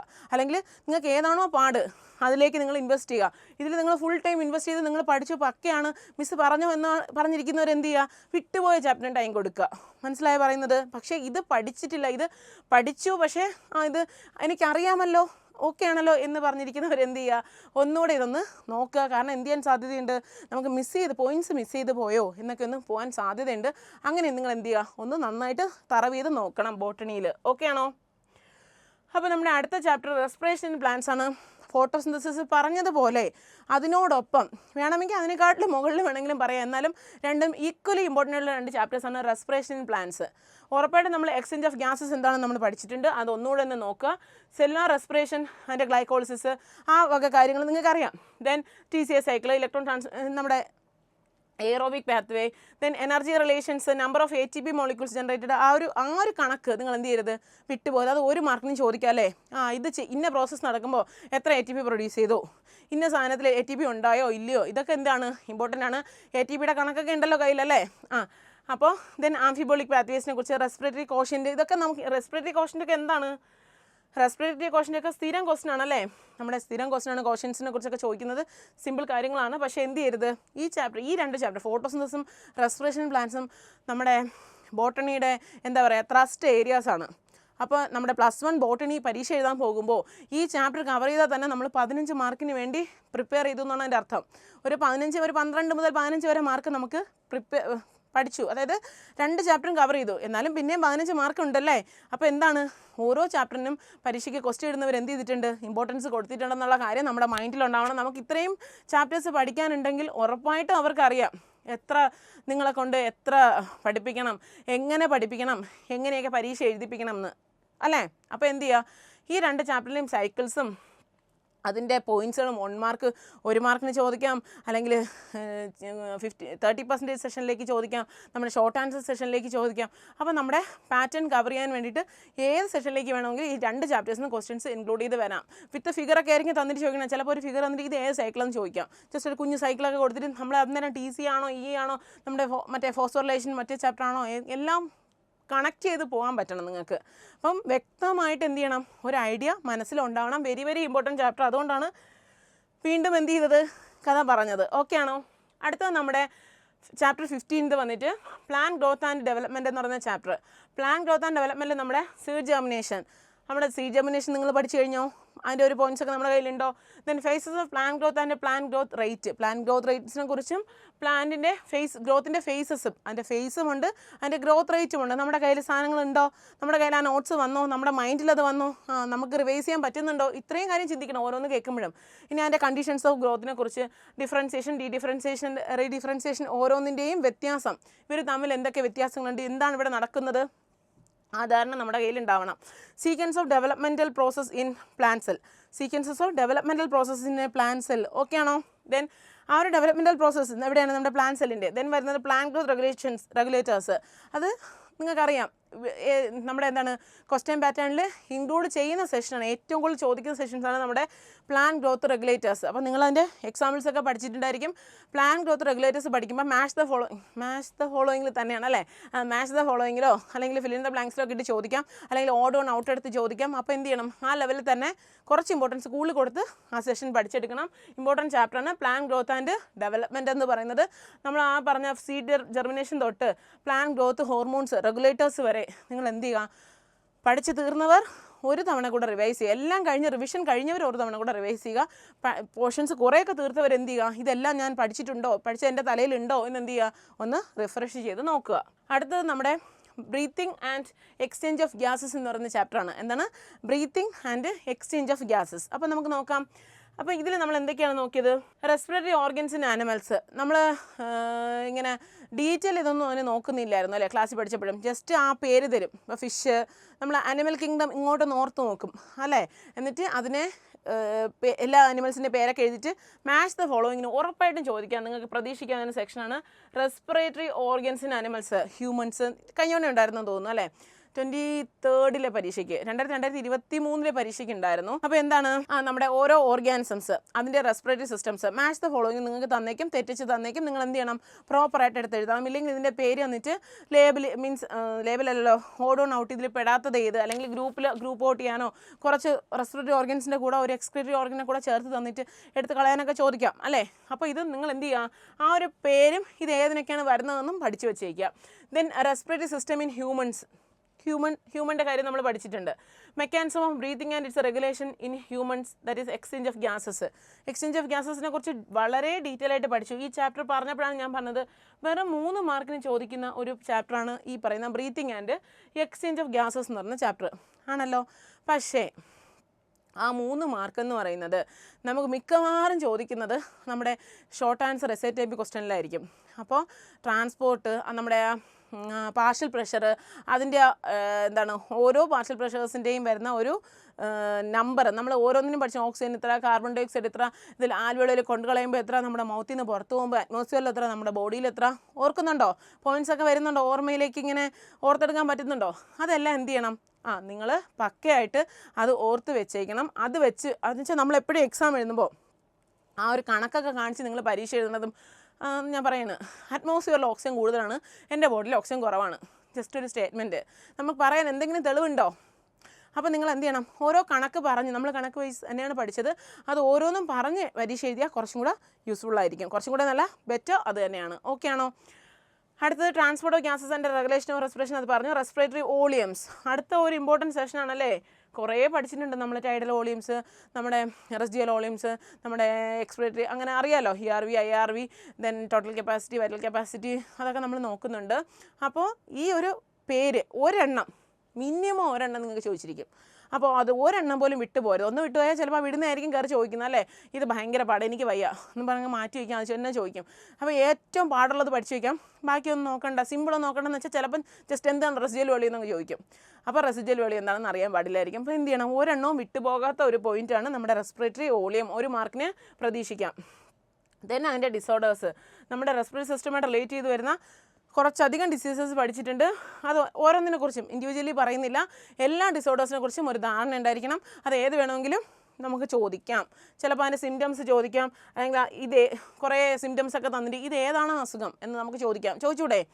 ഓക്കെ, അടുത്ത chapter body fluids and circulation. അപ്പോൾ ഉറപ്പായിട്ട് ഇവിടെ നമ്മൾ എന്താ പഠിച്ചത്? നമ്മൾ ബ്ലഡിനെ കുറിച്ചാണ് പഠിച്ചത്. ആ ബ്ലഡിൻ്റെ കമ്പോസിഷൻ നമ്മുടെ മൈൻഡിലുണ്ടോ? എത്ര ശതമാനം, ഇത് എത്ര, പ്ലാസ്മ എത്ര, വെള്ളം എത്ര, അതിൻ്റെ പ്രോട്ടീൻ എത്ര, നമ്മൾ ഓരോ നോക്കിയില്ലേ. ദെൻ വരുന്നത് ഓരോ ബ്ലഡ് ഗ്രൂപ്പ്സും അതിൻ്റെ കൊയാഗുലേഷൻ ഓഫ് ബ്ലഡ്സിനെ കുറിച്ച് നമ്മൾ പഠിച്ചു. ബ്ലഡ് ഗ്രൂപ്പ്സ് വളരെ ഇമ്പോർട്ടൻറ്റ്, ഗ്രൂപ്പിംഗ് ഇമ്പോർട്ടൻറ്റ്, നമ്മുടെ ആൻറ്റിബോഡി ഇമ്പോർട്ടൻറ്റ് ആണോ? അതൊക്കെ നമ്മുടെ മൈൻഡിലുണ്ടോ? ദെൻ വരുന്നത് composition of lymph and its function. ലിംഫിനെ കുറിച്ച് പഠിച്ചു. ലിംഫിൻ്റെ കോമ്പോസിഷൻ അത്ര ഒരു പാടുള്ളൊരു സെഷനല്ല. ലിംഫിനെ കുറിച്ച് പഠിക്കുമ്പോൾ പെട്ടെന്ന് തന്നെ കിട്ടുന്നതാണ് അല്ലേ. വലിയ കണക്കുകളൊന്നും അതിനെക്കുറിച്ച് പറയാനില്ല. Then human circulatory system, structure of human heart and blood vessels, വളരെ വളരെ വളരെ ഇമ്പോർട്ടൻറ്റ്.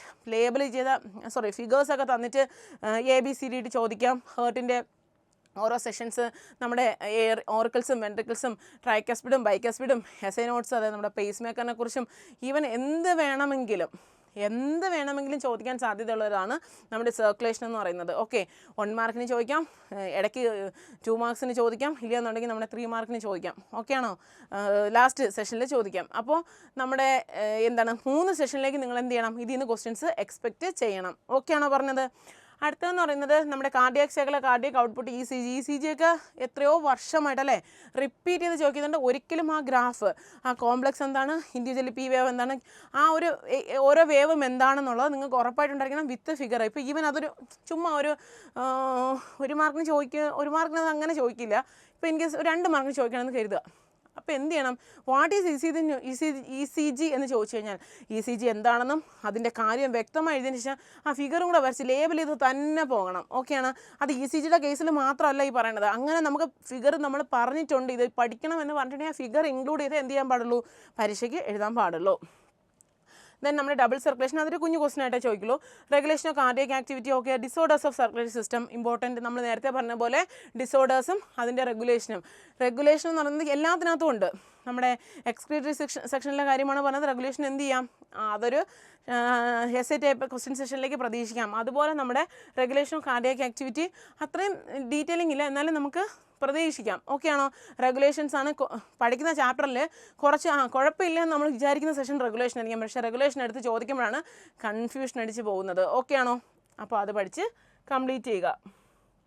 ദെൻ നമ്മുടെ ചാപ്റ്റർ വന്നത് excretory products and their elimination എന്ന് പറയുന്ന ചാപ്റ്ററാണ്. ഇപ്പോൾ പറഞ്ഞതുപോലെ എന്തൊക്കെ പഠിക്കണമായിരിക്കും, നമ്മുടെ കിഡ്നിയെക്കുറിച്ചും അതിൻ്റെ ഫംഗ്ഷനെക്കുറിച്ചും പ്ലസ് അതിൻ്റെ മോഡ് ഓഫ് എക്സ്ക്രീഷൻ. നമ്മൾ ആദ്യം പഠിക്കുന്ന പോയിൻ്റ് അതാണ്. ഓരോ ഓർഗാനിസത്തിനും ഇത് എല്ലാ ചാപ്റ്ററിലും ഉള്ള പോലെ തന്നെ ഇവർ എന്ത് ചെയ്യും, നമ്മൾ റെസ്പിറേഷനിൽ പറഞ്ഞ പോലെ സർക്കുലേഷനിൽ പറഞ്ഞതുപോലെ എന്ത് സംഭവിക്കും, ഇവിടെയും ഒരു ഓർഗാനിസം വേറെ ഏതെങ്കിലും ഒരു ഓർഗാനിസത്തിൻ്റെ എക്സ്ക്രീറ്ററി സിസ്റ്റം.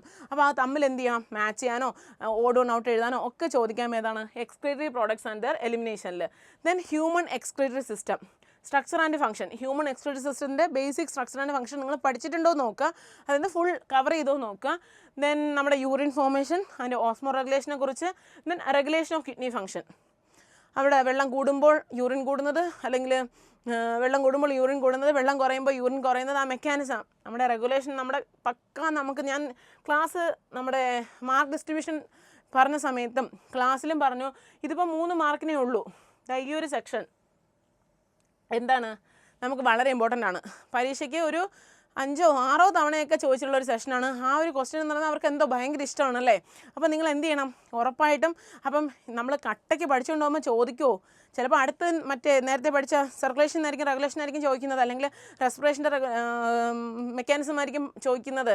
അപ്പോൾ എന്ത് ചെയ്യണം, ഏതാണെങ്കിലും നമ്മൾ പ്രിപ്പയർഡ് ആയിരിക്കണം. പക്ഷേ ഈ ടൈപ്പ് ഓഫ് സെക്ഷൻസ് എന്താണ്, ഇച്ചിരി നല്ല പഠിച്ച് വരുന്നതിൽ തന്നെ കുറച്ച് നന്നായിട്ട് പക്ക പഠിക്കുന്നവർക്ക് എഴുതാൻ പറ്റുന്ന സെക്ഷനാണ് ഈ പറയുന്നത്. അപ്പം എല്ലാവർക്കും എഴുതാൻ പറ്റുമില്ല എന്നല്ല പറയുന്നത്, പക്ഷേ നമ്മൾ ആ സമയത്ത് ഓർത്ത് ആ ഒരു ഔട്ട്പുട്ട് കൊടുക്കാൻ നിങ്ങൾക്ക് പറ്റണം. അതിന് വേണ്ടിയിട്ട് അവർ നിങ്ങൾ എത്ര ഷാർപ്പാണ്, നിങ്ങൾ എത്ര ബ്രില്യൻ്റ് ആണെന്ന് നിങ്ങൾ അതിനെ അളക്കാൻ എന്തുകൊണ്ട് പറ്റും, ഈ ടൈപ്പ് ഓഫ് ക്വസ്റ്റ്യൻസ് കൊണ്ട് പറ്റും. ഓക്കെ. അപ്പോൾ നമ്മുടെ മാർക്കിൽ വളരെ ഇമ്പോർട്ടൻസ് ആണ് എന്ത്, റെഗുലേഷൻ ഓഫ് കിഡ്നി ഫംഗ്ഷൻ എന്ന് പറയുന്നത്. അത് ഓരോന്നിൻ്റെ റോളും. പിന്നെ ലാസ്റ്റ് നമ്മൾ വിട്ടുകളയാത്ത നമ്മുടെ സെക്ഷൻ ഡിസോർഡേഴ്സ് ആണ്. ഡിസോർഡേഴ്സ് വളരെ ഇമ്പോർട്ടൻ്റ് ആണ്, റിപ്പീറ്റ് ചെയ്ത് ചോദിക്കുന്നുണ്ട്. നമ്മുടെ റീനൽ കാൽക്കുലിയോ നിങ്ങൾ ഏതൊരു സിസ്റ്റം എടുത്താലും അതിൻ്റെ ഡിസീസസ് എന്താണ് ഇമ്പോർട്ടൻ്റ് ആണ്. ഡിസീസസ് വിട്ട് കളഞ്ഞിട്ട് പഠിച്ചുകൊണ്ട് പോകരുത്, ഡിസീസസ് എടുത്ത് വെച്ച് ചോദിക്കും. നമ്മുടെ ഹിമോഡയാലിസിസും ഡയാലിസറും നമ്മുടെ നേരത്തെ തന്നെ ഉണ്ടായിരുന്നല്ലോ, നമ്മുടെ ഫ്ലൂയിഡിൻ്റെ ആ മെക്കാനിസം ഒക്കെ ചോദിക്കാം അല്ലേ. അപ്പോൾ എന്താണ് ഹെപ്പാരിൻ്റെ കാര്യം ചോദിക്കാം. അപ്പോൾ എന്താണോ പോയിൻറ്റ് നിങ്ങളുടെ മനസ്സിലേക്ക് ഓടി വരട്ടെ. ഓക്കെ അല്ലേ. അപ്പോൾ നമ്മുടെ അടുത്ത ചാപ്റ്റർ എന്ന് പറയുന്നത് ലോക്കോമോഷൻ ആൻഡ് മൂവ്മെൻ്റ് ആണ്. ഓക്കെ. ലോക്കോമോഷൻ ആൻഡ് മൂവ്മെൻ്റ് എന്ന ചാപ്റ്ററാണ്.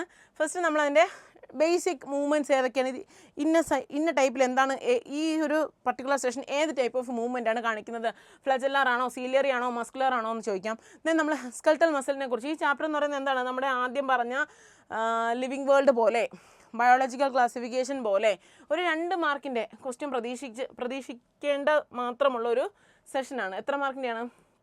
2 മാർക്കിൻ്റെ. ചിലപ്പോൾ ആ 2 മാർക്ക് 1+1 ആയിട്ട് ചോദിക്കാം, ഇല്ലെങ്കിൽ രണ്ടാമത്തെ സെക്ഷനിൽ 2 ആയിട്ട് ചോദിക്കാം, ഇല്ലെങ്കിൽ നമുക്ക് എന്ത് ചെയ്യാം, 1 മാർക്കൂടെയൊക്കെ ചേർത്തും ചോദിക്കാൻ ചാൻസ് ഉണ്ട്. പക്ഷേ അത്രയും ഇമ്പോർട്ടൻസ് കൊടുത്ത് പഠിക്കേണ്ട. നിങ്ങൾ ആൾറെഡി 2-3 റൗണ്ട് പഠിച്ച്, ഒരു റൗണ്ട് പഠിച്ച് പക്കയാണ്, ഒരു 2 റിവിഷനൊക്കെ ചെയ്തവർ വെറും ഒരു ½ ആൻ അവറിൽ എന്ത് ചെയ്യണം, ഈ ചാപ്റ്റർ പഠിച്ച് കംപ്ലീറ്റ് ചെയ്യാനായിട്ട് ട്രൈ ചെയ്യണം. ഓക്കെ ആണോ? അതിൽ കൂടുതൽ ടൈം എന്ത് ചെയ്യരുത്, ഈ ചാപ്റ്ററിലേക്ക് ഇൻവെസ്റ്റ് ചെയ്യരുത്. ഇനി നമ്മൾ അറിഞ്ഞിരിക്കേണ്ട കാര്യം എന്താണ്, മെയിനായിട്ടും അതിൻ്റെ പ്രോട്ടീൻസ്, നമ്മുടെ ആക്റ്റിനെ കുറിച്ചും മയോസിനെ കുറിച്ചും നമ്മുടെ ലൈൻസിനെ കുറിച്ചും ഹെംലൈൻ ഇസഡ്ലൈൻ, ഇപ്പോൾ ഐസോട്രോപിക് ബ്രാൻഡ് ഏതാണ്, അനൈസോട്രോപിക് ബാൻഡ് ഏതാണ്, അവർക്ക് എന്ത് സംഭവിക്കുന്നു, മെയിനായിട്ടും ആ ഒരു കാര്യം നിങ്ങളുടെ മൈൻഡിലേക്ക് വരിക, ആ ഒരു സെഗ്മെൻറ്റ്. എന്നിട്ട് എന്ത് ചെയ്യണം, ഇവർ ചേരുമ്പോൾ ഇവർക്ക് എന്താ സംഭവിക്കുന്നത്, സ്ട്രെച്ചിങ്ങിലും ബെൻഡിങ്ങിലും ഒക്കെ എന്താ സംഭവിക്കുന്നത്, അപ്പോൾ എന്താണ് ഇവിടെ നടക്കുന്ന ആ ഒരു മൂവ്മെൻറ്റ് എന്താണ്, അല്ലെങ്കിൽ ആ മൂവ്മെൻറ്റിൽ കൂടെ നടക്കുമ്പോൾ ഇവർക്കുണ്ടാകുന്ന വ്യത്യാസം എന്താണ്, നമ്മളൊരു 3-4 പോയിൻറ്റ് എഴുതി പഠിച്ചില്ലേ, ആ ഒരു സെഷനൊന്നും എന്ത് ചെയ്യരുത്, വിട്ടുകളയരുത്. ഓക്കെ ആണോ? പെട്ടെന്ന് എടുത്ത് ചോദിക്കുമ്പോൾ നമുക്ക് കൈ നിട്ടൊന്നും എഴുതാനില്ല. എ ബാൻഡിന് എന്ത് സംഭവിക്കുന്നു, ഐ ബാൻഡിന് എന്ത്, ഞാൻ പറയുന്നത് മനസ്സിലാവുന്നുണ്ടല്ലോ, അതിനെന്ത് സംഭവിക്കുന്നു എന്നുള്ള ആ ഒരു പക്കാ പോയിൻറ്റ് നിങ്ങളുടെ കയ്യിൽ വേണം. ദെൻ എന്താണ് ജോയിൻസിൻ്റെ പ്രശ്നം എന്താണ്, നമ്മൾ കഴിഞ്ഞ ക്ലാസ്സിലുണ്ടായിരുന്നു അല്ലേ, നമ്മുടെ കഴിഞ്ഞ എക്സാമിനും ചോദിച്ചു ഹിഞ്ച് ജോയിൻറ്റിന് എക്സാമ്പിൾ, അതായത് ഒരു ഉദാഹരണം പറയും, ഇതിങ്ങനെയൊക്കെയാണ്, അപ്പോൾ ഇത് ഏത് ടൈപ്പ് ഓഫ് ജോയിൻ്റ് ആണ്. സാഡിൽ ജോയിൻ്റെ കഥയൊക്കെ പറയും, ഇത് ഏത് ടൈപ്പ് ഓഫ് ജോയിൻ്റ് ആണ്. അങ്ങനെ പിവറ്റ് ജോയിൻറ്റ് നമ്മൾ എന്താണോ വേണ്ടത്, അപ്പോൾ അവർ പറയും ജസ്റ്റ് ഓൺ സൈഡ് റൊട്ടേറ്റ് ചെയ്യാൻ പറ്റുന്നത്, full ball and socket full rotate ചെയ്യാൻ പറ്റുന്നത് ഓക്കെയാണോ, അങ്ങനെയൊക്കെ എന്ത് ചെയ്യാം, ക്വസ്റ്റ്യൻസ് ചോദിച്ചിട്ട് ഇത് ഏത് ജോയിൻ്റ് എന്ന് ചോദിക്കാം, ഇല്ലെങ്കിൽ ഫിഗർ തന്നിട്ട് ഇത് ഏത് ടൈപ്പ് ജോയിൻ്റ് ആണെന്ന് ചോദിക്കാം. ഓക്കെയാണോ. ദെൻ അതിൻ്റെ ഡിസോർഡേഴ്സ് പഠിക്കാനുള്ളൊരു എളുപ്പം എന്ന് വെച്ചാൽ, എളുപ്പം എന്നല്ല പറയേണ്ടത്, ഈച്ച് ചാപ്റ്റേഴ്സിൻ്റെയും ഡിസോർഡേഴ്സ് എന്ത് ചെയ്യുക, ഒരൊറ്റ പേപ്പറിൽ എഴുതി പഠിക്കുക. ഈ സിസ്റ്റം ഇപ്പോൾ നമ്മളിത് എടുക്കുകയാണെന്നുണ്ടെങ്കിൽ ലോക്കോമോഷൻ മൂവ്മെൻറ്റ് നമ്മൾ പഠിച്ച ഡിസോർഡേഴ്സിൻ്റെ പേരും അതിൻ്റെ സിംറ്റംസും. വലിയ കഥയൊന്നും എഴുതി പഠിക്കാൻ നിൽക്കരുത്, ജസ്റ്റ് ആ ഒരു പേരും പോയിൻ്റ് എഴുതുക, നമ്മളെ വാൾ മൗണ്ട് ചെയ്യുക. വളരെ ഇമ്പോർട്ടൻ്റ് ആണ് എല്ലാ ചാപ്റ്റേഴ്സിൻ്റെയും. അപ്പോൾ എല്ലാ ചാപ്റ്റേഴ്സിൻ്റെയും വാൾ മൗണ്ട്സ് വന്നു, അപ്പോൾ നമുക്ക് പെട്ടെന്ന് ഇവിടുന്ന് എന്ത് ചെയ്യാൻ പറ്റും, ഇടയ്ക്കിടയ്ക്ക് നോക്കാൻ പറ്റും. എന്നാലേ ഈ ഡിസോർഡേഴ്സ് എന്ത് ചെയ്യത്തുള്ളൂ, റിപ്പീറ്റ് ചെയ്ത് നമ്മുടെ മനസ്സിലേക്ക് കയറത്തുള്ളൂ. കാരണം എന്താണ്, നമ്മൾ കുറേ ചാപ്റ്റേഴ്സിൽ ഇങ്ങനെ ഡിസോർഡേഴ്സ് പഠിച്ചുകൊണ്ടിരിക്കുക. അപ്പോൾ നമ്മുടെ മൈൻഡിലേക്ക് നിൽക്കണമെങ്കിൽ എന്ത് ചെയ്യണം, ഉറപ്പായിട്ട് നമ്മളതൊരു വാൾ മൗണ്ട് കൊടുക്കുക. എല്ലാ ചാപ്റ്റേഴ്സിൻ്റെ ഒറ്റ ചാപ്റ്ററിൻ്റെ മാത്രം ഇത് ഒട്ടിക്കാനല്ല ഈ പറയുന്നത്. ഓക്കെ, എല്ലാ ചാപ്റ്റേഴ്സിൻ്റെ എന്ത് ചെയ്യുക, നിങ്ങളൊന്ന് വാൾ മൗണ്ട് ചെയ്ത് വയ്ക്കുക. അപ്പോൾ നിങ്ങളുടെ മൈൻഡിൽ എന്ത് ചെയ്യും, അതൊന്ന് നന്നായിട്ട് പതിയും. ഞാൻ പറഞ്ഞാൽ മനസ്സിലായോ? ഓക്കെ, അപ്പോൾ ഡിസോർഡേഴ്സിൽ മെയിനായിട്ടും ഈ ചാപ്റ്ററിൽ നിന്ന് കുറേ നല്ല ഒരു 1-2 ക്വസ്റ്റ്യൻസ് പ്രതീക്ഷിക്കാവുന്ന സെഷനാണ്. ചിലപ്പോൾ ഇതിൽ നിന്ന് മാത്രമായിരിക്കും, ഈ ചാപ്റ്ററിൽ ഇതിൽ നിന്ന് മാത്രമായിരിക്കും എന്ത് ചെയ്യുന്നത്, ക്വസ്റ്റ്യൻ ചോദിക്കുന്നത്. ഓക്കെ ആണോ. അപ്പോൾ ഡിസോർഡേഴ്സ് എന്ത് ചെയ്യണം, നല്ലപോലെ പഠിച്ച് വെച്ചേക്കണം. ദെൻ വരുന്നത് നമ്മുടെ അടുത്ത chapter neural control and coordination. Neural control and കോർഡിനേഷനിൽ നമ്മൾ എന്തൊക്കെ പഠിച്ചു, നമ്മുടെ ന്യൂറോൺസിനെ കുറിച്ച് വളരെ വ്യക്തമായി അതിൻ്റെ സ്ട്രക്ചറും അതിൻ്റെ ഡീറ്റെയിലിങ്ങും ഒക്കെ പഠിച്ചു. ദെൻ CNS കുറിച്ച് പഠിച്ചു, PNS കുറിച്ച് പഠിച്ചു, generation and conduction of impulse പഠിച്ചു. ഈ ചാപ്റ്റർ പഠിക്കുമ്പോൾ തന്നെ നിങ്ങൾക്കറിയാം ഇത് ഇമ്പോർട്ടൻ്റ് ആണ്. പക്ഷേ നമ്മുടെ അടുത്ത കെമിക്കലിൻ്റെ അത്രയും ന്യൂറൽ അത്ര ഇമ്പോർട്ടൻ്റ് അല്ല, പക്ഷേ ന്യൂറൽ ഇമ്പോർട്ടൻ്റ് ആണ്. ന്യൂറലിൽ നിങ്ങൾ എന്ത് ചെയ്ത് പഠിക്കുക, പക്ക നമ്മൾ ന്യൂറോണിനെ കുറിച്ച് പഠിച്ചോ, ന്യൂറോണിൻ്റെ സ്ട്രക്ചർ കിട്ടിയോ, നമ്മുടെ സിനാപ്സിനെ കുറിച്ച് പഠിച്ചോ, അതിൻ്റെ ടൈപ്സ് നമ്മൾ പഠിച്ചോ. ഓക്കെ ആണോ.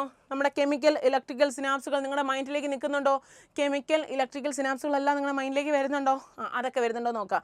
ദെൻ അതിനെ ലേബൽ ചെയ്യാൻ. ഓക്കെ, ന്യൂറോ ട്രാൻസ്മിറ്റേഴ്സ് അതിൻ്റെ പേര്. ദെൻ എങ്ങോട്ട് പോവുക, CNS പോവുക, PNS പോവുക. CNS പോകുമ്പോൾ എന്തൊക്കെ വരണം, നമ്മുടെ ബ്രെയിനിൻ്റെ പാർട്സ്, ഇത് എവിടെ വരുന്നു, ഇതിൻ്റെ ഫങ്ഷൻ എന്താണ്, ഇമ്പോർട്ടൻ്റ് ആണ്. നിങ്ങൾ ഓർക്കുന്നുണ്ടോ, നമ്മൾ ഓരോ ഓർഗൻ്റെയും പേരും പ്ലസ് അതിൻ്റെ ഫംഗ്ഷനും വെച്ചിട്ട് മാച്ച് ചെയ്ത് പഠിക്കാനും കൂടെ ഒരു ടേബിൾ പ്രത്യേകം സെറ്റ് ചെയ്ത് തന്നിട്ടുണ്ടായിരുന്നു. ആ ഒരു ടേബിൾ നിങ്ങളുടെ മൈൻഡിൽ പക്കയാവണം. അതും വേണമെങ്കിൽ എന്ത് ചെയ്യാം, നമ്മളെ ചുമരിലേക്ക് കയറട്ടെ അല്ലേ. അപ്പോൾ എന്തായി, ഒരു പരീക്ഷ സുവോളജിയും ബോട്ടണിൻ്റെയും മാത്രം ഒരു ഓളിൻ്റെ കാര്യമാണ് ഈ പറയണത്. നമുക്ക് ഇത്രയും ചാപ്റ്റേഴ്സ് പഠിക്കാനുണ്ട്, ഇത്രയും സബ്ജക്റ്റ് പഠിക്കാനുണ്ട്. അപ്പോൾ ഓരോന്ന് കഴിയും മാത്സിൻ്റെയൊക്കെ ഇക്വേഷൻസ് ഇങ്ങനെ നിറഞ്ഞ് കവിഞ്ഞിട്ടുണ്ടാവും. അപ്പോൾ എന്ത് ചെയ്യണം, ഇതിനൊരു കുറച്ച് സെഷൻസ് ഒരു കുഞ്ഞ് ഏരിയ കൊടുത്തിട്ട് എന്ത് ചെയ്യുക, ഇതും കൂടെ ഒന്ന് ഓൾമൗണ്ട് ചെയ്ത് നിങ്ങൾ എന്ത് ചെയ്യുക, പഠിച്ച് തീർക്കുക. എന്നാലേ ഇത് മൈൻഡിൽ നിൽക്കത്തുള്ളൂ. ഓക്കെ, അപ്പോൾ ഇപ്പോൾ ഈ പറഞ്ഞത് നമ്മുടെ ന്യൂറൽ കൺട്രോൾ ആൻഡ് കോർഡിനേഷനാണ്. അപ്പോൾ നിങ്ങൾ എന്ത് ചെയ്യുക, ഈ പറഞ്ഞ ഇത്രയും പോയിൻറ്റ്സ് നിങ്ങളിൽ എത്തിയാന്ന് മാത്രം നോക്കിയാൽ മതി. അങ്ങനെ ഒരുപാട് വാരി വലിച്ച് ചോദിക്കുന്ന സെഷനല്ല ഈ ചാപ്റ്റർ. ഓക്കെ, അടുത്ത നമ്മുടെ ചാപ്റ്റർ ഏതാണ്, നമ്മുടെ കെമിക്കൽ കോർഡിനേഷൻ ആൻഡ് ഇൻ്റഗ്രേഷനാണ്. സുവോളജിയുടെ സെഷനിൽ തന്നെ ലാസ്റ്റ് എക്സാമിന് +1 ലാസ്റ്റ് എക്സാമിന് കൂടുതൽ ക്വസ്റ്റ്യൻസ് എക്സ്പെക്റ്റ് ചെയ്യുന്ന ഒരു ഏരിയയും കൂടിയാണത്, നമ്മുടെ ഈ ലാസ്റ്റ് ചാപ്റ്ററായ കെമിക്കൽ കോർഡിനേഷൻ ആൻഡ് ഇൻ്റഗ്രേഷൻ. ആദ്യം നമ്മളതിൻ്റെ പോർഷൻസ് എല്ലാം ടച്ച് ചെയ്ത് ഏതൊക്കെ നമ്മൾ പക്കയാക്കിയിട്ടുണ്ടോ നോക്കാം.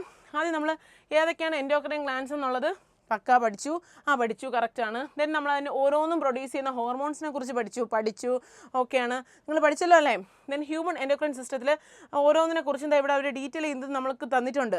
ഇതെല്ലാം വേണം, പക്ഷേ എന്താണ് ഇൻഡെപ്ത് അവർ പറയുന്നില്ല. അങ്ങ് ഇരുന്ന് പഠിക്കേണ്ട, നമ്മൾ PG പഠിക്കുന്ന പോലെ പഠിക്കേണ്ട, ജസ്റ്റ് ഒരു എലിമെൻ്ററി ഐഡിയ നിങ്ങൾക്ക് കിട്ടിയാൽ മാത്രം മതി എന്നാണ് പറഞ്ഞിരിക്കുന്നത്. Okay, then role of hormones as messengers and regulators. Then hypo and hyperactivity and related disorders. അപ്പോൾ നമുക്ക് എന്ത് മാത്രം മതി, എന്താ ഇവിടെയും കിടപ്പുണ്ട് ആശാൻ. ആരാണ്, നമ്മൾ ഓരോ ഹോർമോൺസ് എല്ലാത്തിനും പറഞ്ഞിട്ടില്ല, കുറേ ഹോർമോൺസ് എടുത്തപ്പോൾ ആ കുറേ ഹോർമോൺസിനും അതിൻ്റെ ഡിസോർഡേഴ്സും നമ്മൾ എന്ത് ചെയ്തിട്ടുണ്ട്, മെൻഷൻ ചെയ്തിട്ടുണ്ട്. അതെല്ലാം വന്നോ എന്നൊന്ന് നോക്കാം. ദെൻ ഡോഫിസം, അത് നമുക്കറിയാമല്ലേ, എടുത്ത് പറയാൻ കാരണം ഇതൊക്കെ ചോദിക്കുന്നുണ്ട് കേട്ടോ, റിപ്പീറ്റ് ചെയ്ത് ചോദിക്കുന്നുണ്ട്. ക്രെട്ടിനിസം ഗോയിറ്റർ, നിങ്ങൾ exophthalmic goitre, diabetes, Addison's disease, ഇത്രയെങ്കിലും വേറെയും കുറേ നമ്മൾ പഠിച്ചു. ഇത്രയെങ്കിലും നിങ്ങളുടെ ആ ഒരു ഡിസോർഡേഴ്സിൻ്റെ ചാർട്ടിനകത്ത്, നിങ്ങൾ ഉണ്ടാക്കുന്ന ആ ഒരു ചാർട്ടിനകത്ത് ഈ പറയുന്ന ഇത്രയും ഡിസീസസ് എങ്കിലും വന്നിട്ടുണ്ടോ എന്ന് എന്ത് ചെയ്യണം, നിങ്ങളൊന്ന് വെരിഫൈ ചെയ്യണം. ഓക്കെ ആണോ ഞാൻ പറഞ്ഞത്. അപ്പോൾ നിങ്ങളുടെ കയ്യിൽ നിങ്ങൾ ചെയ്യേണ്ട കാര്യം എന്താണ്, ഡിസോർഡേഴ്സിൻ്റെ ഒരു ലിസ്റ്റ് ഉണ്ടാക്കുക. ഡിസോർഡേഴ്സിൻ്റെ ലിസ്റ്റ് ഏത് ചാപ്റ്റർ ഫസ്റ്റ് തൊട്ട് ലാസ്റ്റ് വരെ ഉണ്ടാക്കുക. അതിനെ ഓരോ ചാപ്റ്റർ വൈസ് ഉണ്ടാക്കുന്നവരുണ്ട്, ഓരോ പേപ്പറിൽ എഴുതുന്നവരുണ്ട്. ഒരു വലിയ ഷീറ്റ് പേപ്പറിൽ കുഞ്ഞു കുഞ്ഞു കോളംസ് ആക്കിയിട്ട് വാൾ മൗണ്ട് ചെയ്യുന്നവരുണ്ട്. എന്താണോ നിങ്ങളുടെ സൗകര്യം. ഇപ്പം നമുക്ക് കുറച്ച് സ്ഥലമല്ലേ ഉള്ളൂ, അപ്പോൾ നമ്മൾ മാക്സിമം എന്ത് ചെയ്യാൻ ശ്രമിക്കാം, നല്ല അക്ഷരത്തിൽ എഴുതി നല്ലപോലെ കളർഫുള്ളാക്കി സെറ്റാക്കി ഒരു ടേബിൾ ഉണ്ടാക്കി എന്ന് പറഞ്ഞ് ഇന്നത്തെ ദിവസം മൊത്തം ഇന്ന് പടം വരയ്ക്കാനല്ല പറയുന്നത്. ഓക്കെ, എല്ലാം ചെയ്യാൻ മിനിമം ടൈമിൽ മാക്സിമം റിസൾട്ട് കിട്ടണം. അതുകൊണ്ട് എന്ത് ചെയ്യണം, പെട്ടെന്ന് തന്നെ വരച്ച് എഴുതി അത് ഒട്ടിച്ച് രാവിലെ ഒന്ന് എഴുന്നേൽക്കുമ്പോൾ 3 റൗണ്ട് നോക്കുക, പിന്നെ ഒന്നുകൂടെ നോക്കുക. അപ്പം ഇത് നമുക്ക് അങ്ങനെ ഹൃദയസ്ഥമാക്കാനേ പറ്റുള്ളൂ. അല്ലാണ്ട് എത്ര പഠിച്ചാലും ചിലപ്പം എന്ത് ചെയ്യാൻ പറ്റും, നമ്മൾ അങ്ങോട്ടും ഇങ്ങോട്ടും തിരിഞ്ഞു പോകാനുള്ള ചാൻസ് ഉണ്ട്. ചിലർക്ക് എന്താണ് ഒറ്റ തവണ പഠിക്കുന്നു, ഇതൊക്കെ ചെയ്യേണ്ട ആവശ്യം എന്താണ് എന്ന് ചോദിക്കുന്നവരുണ്ടാവും. അവർ നോക്കേണ്ട ആവശ്യമില്ല. നമുക്ക് മറവി രോഗമുള്ളവർ എന്ത് ചെയ്യുക, ഇത് റിപ്പീറ്റ് ചെയ്ത് ഇങ്ങനെ തന്നെ പഠിച്ചെടുക്കുക. ഓക്കെ ആണോ?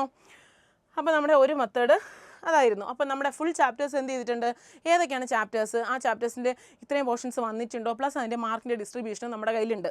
അപ്പോൾ നിങ്ങൾ ബോട്ടണി സുവോളജി പഠിക്കാനായിട്ടിരുന്ന ബയോളജി കുട്ടികളാണ് അല്ലേ, നമ്മുടെ +1 ബയോളജി സ്റ്റുഡൻസ് എന്ത് ചെയ്തിരിക്കുകയാണ്, നിങ്ങളെല്ലാവരും തന്നെ ഈ ചാപ്റ്റേഴ്സ് എല്ലാം പഠിച്ചു പക്കയായി.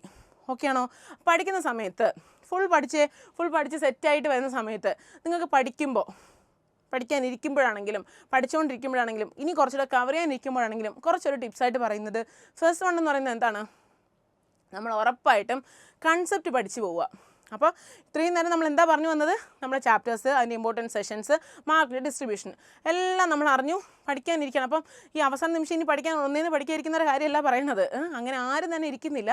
അപ്പോൾ പഠിക്കാനിരിക്കുമ്പോൾ റിവൈസ് ചെയ്യാൻ, പരീക്ഷയുടെ തലേദിവസങ്ങളിൽ നമ്മൾ റിവൈസ് ചെയ്യാനായിട്ട് ഇരിക്കില്ല, അല്ലെങ്കിൽ പഠിക്കാതിരിക്കില്ലേ, ആ ഇരിക്കുന്ന സമയത്തെങ്കിലും അല്ലെങ്കിൽ നിങ്ങൾക്ക് നെക്സ്റ്റ് ടൈമിലേക്ക് നിങ്ങൾക്ക് എന്ത് ചെയ്യാം, ഇതൊന്ന് നിങ്ങളുടെ ടിപ്സിലേക്ക് എടുക്കാൻ പറ്റും. ഓക്കെ ആണോ?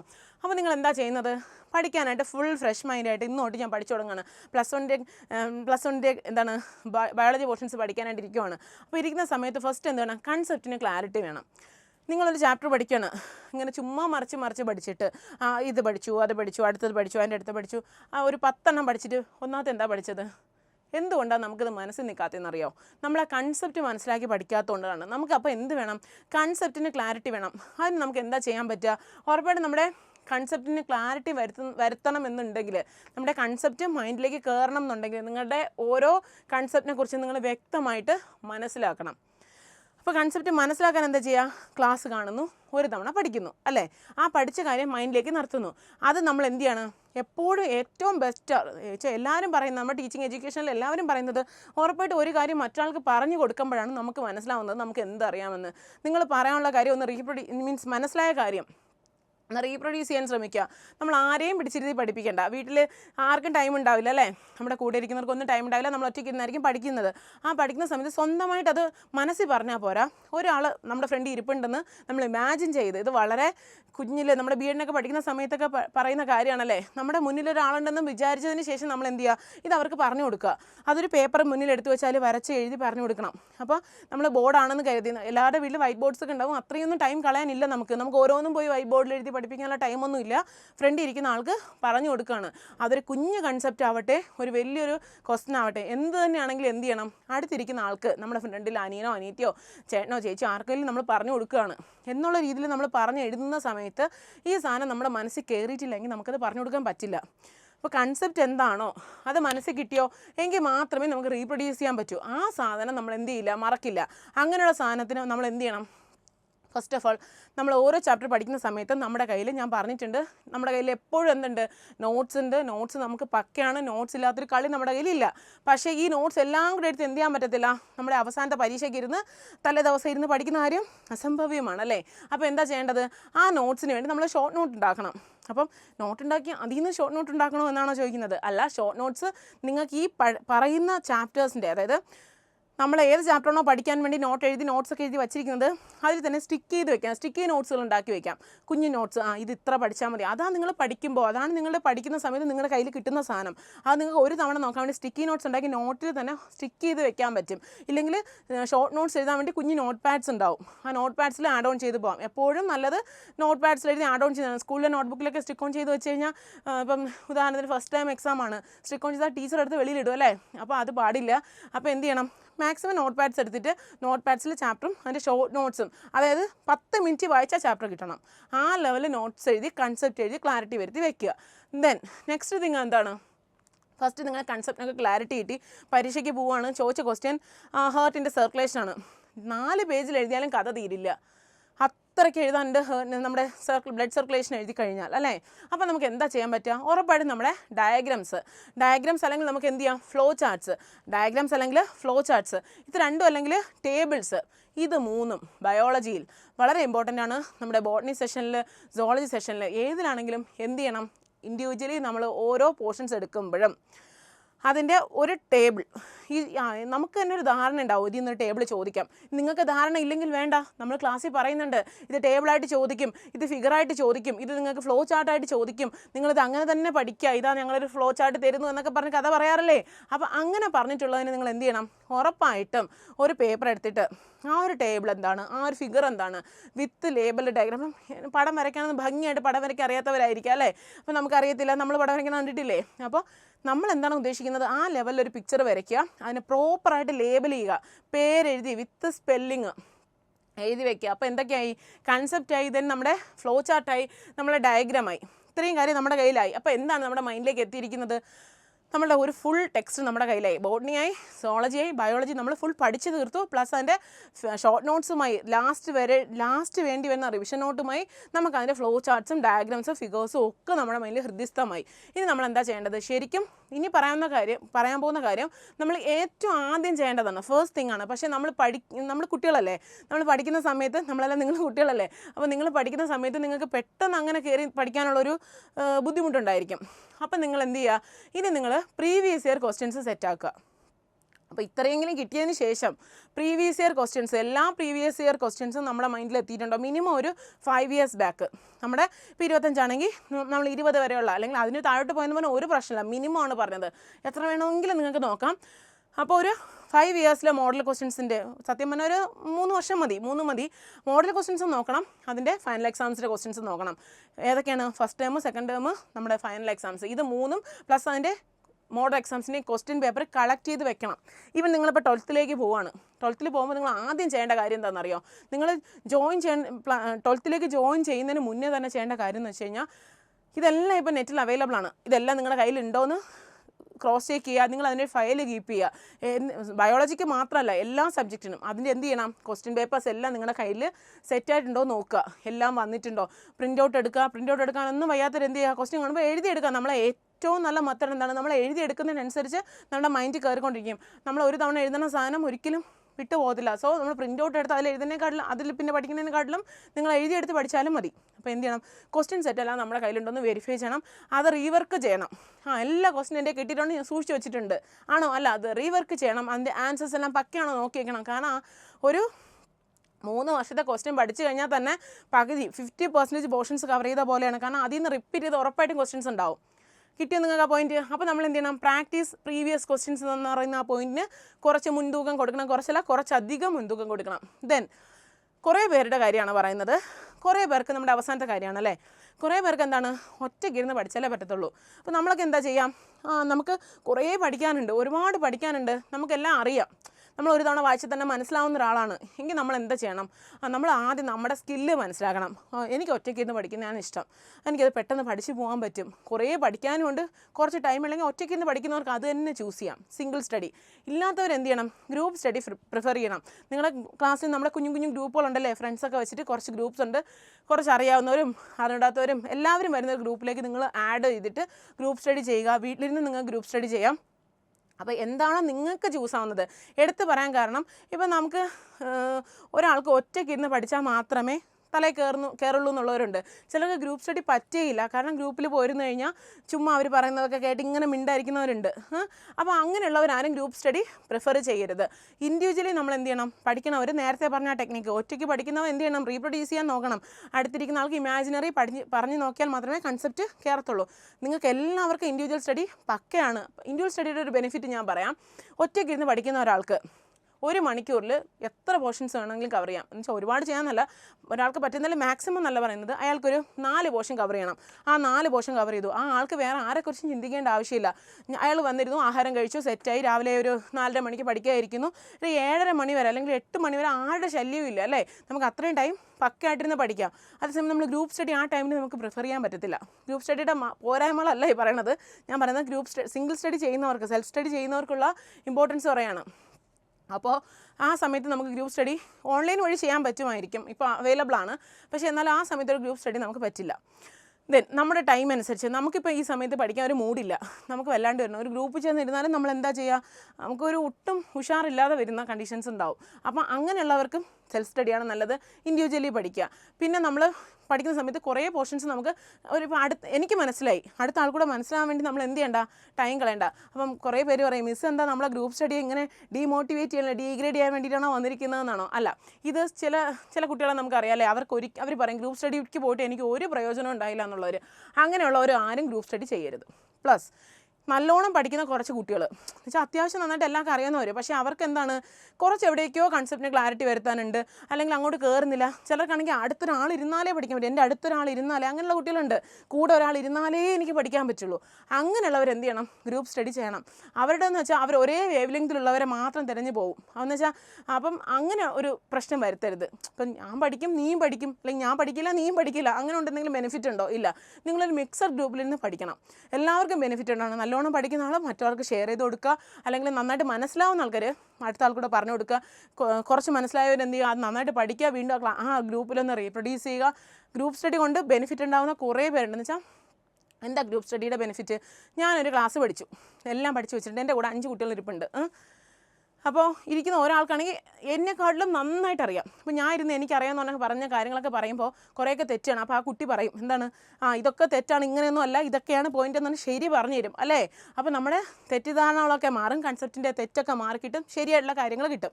ആ ആൾക്ക് തന്നെ ഏറ്റവും കുറഞ്ഞ ആൾക്കും പറഞ്ഞു കൊടുക്കാൻ പറ്റും. പിന്നെ നമുക്ക് എന്ത് ചെയ്യാം, ടൈം കൺസ്യൂമും ചെയ്യാൻ പറ്റും. ആ ലെവലിൽ പഠിച്ച ഗ്രൂപ്പ് സ്റ്റഡിക്ക് പോകുമ്പോൾ ഗ്രൂപ്പ് സ്റ്റഡിയുടെ എല്ലാ നിങ്ങൾ കുറേ ക്രൈറ്റീരിയ ഉണ്ടാക്കി വെക്കണം. ഇത്ര ടൈം സ്റ്റഡിയാണ്, ഇത്ര ടൈം നമ്മൾ പഠിക്കും, അങ്ങനെയുള്ളൊരു കൺസെപ്റ്റ് നിങ്ങളുടെ കയ്യിൽ വരുത്തിയാൽ നിങ്ങൾക്ക് എന്ത് ചെയ്യാം, പഠിക്കാൻ കുറച്ചുകൂടെ എളുപ്പമായിരിക്കും. ഓക്കെ ആണോ?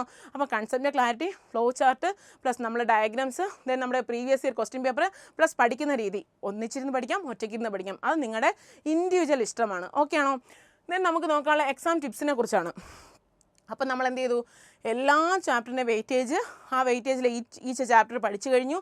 ഇൻഡിവിജ്വലിയോ ഗ്രൂപ്പായിട്ടോ ഇരുന്ന് പഠിച്ചു, കൺസെപ്റ്റ് അറിയാം, എവറിത്തിങ് നമ്മുടെ കയ്യിലുണ്ട്. പരീക്ഷ എഴുതാൻ ഹോളിൽ ചെല്ലുമ്പോൾ നമ്മൾ എന്തൊക്കെ ശ്രദ്ധിക്കണം? നിങ്ങൾ ഇന്ന് പരീക്ഷയാണ്, രാവിലെ എഴുന്നേൽക്കുക.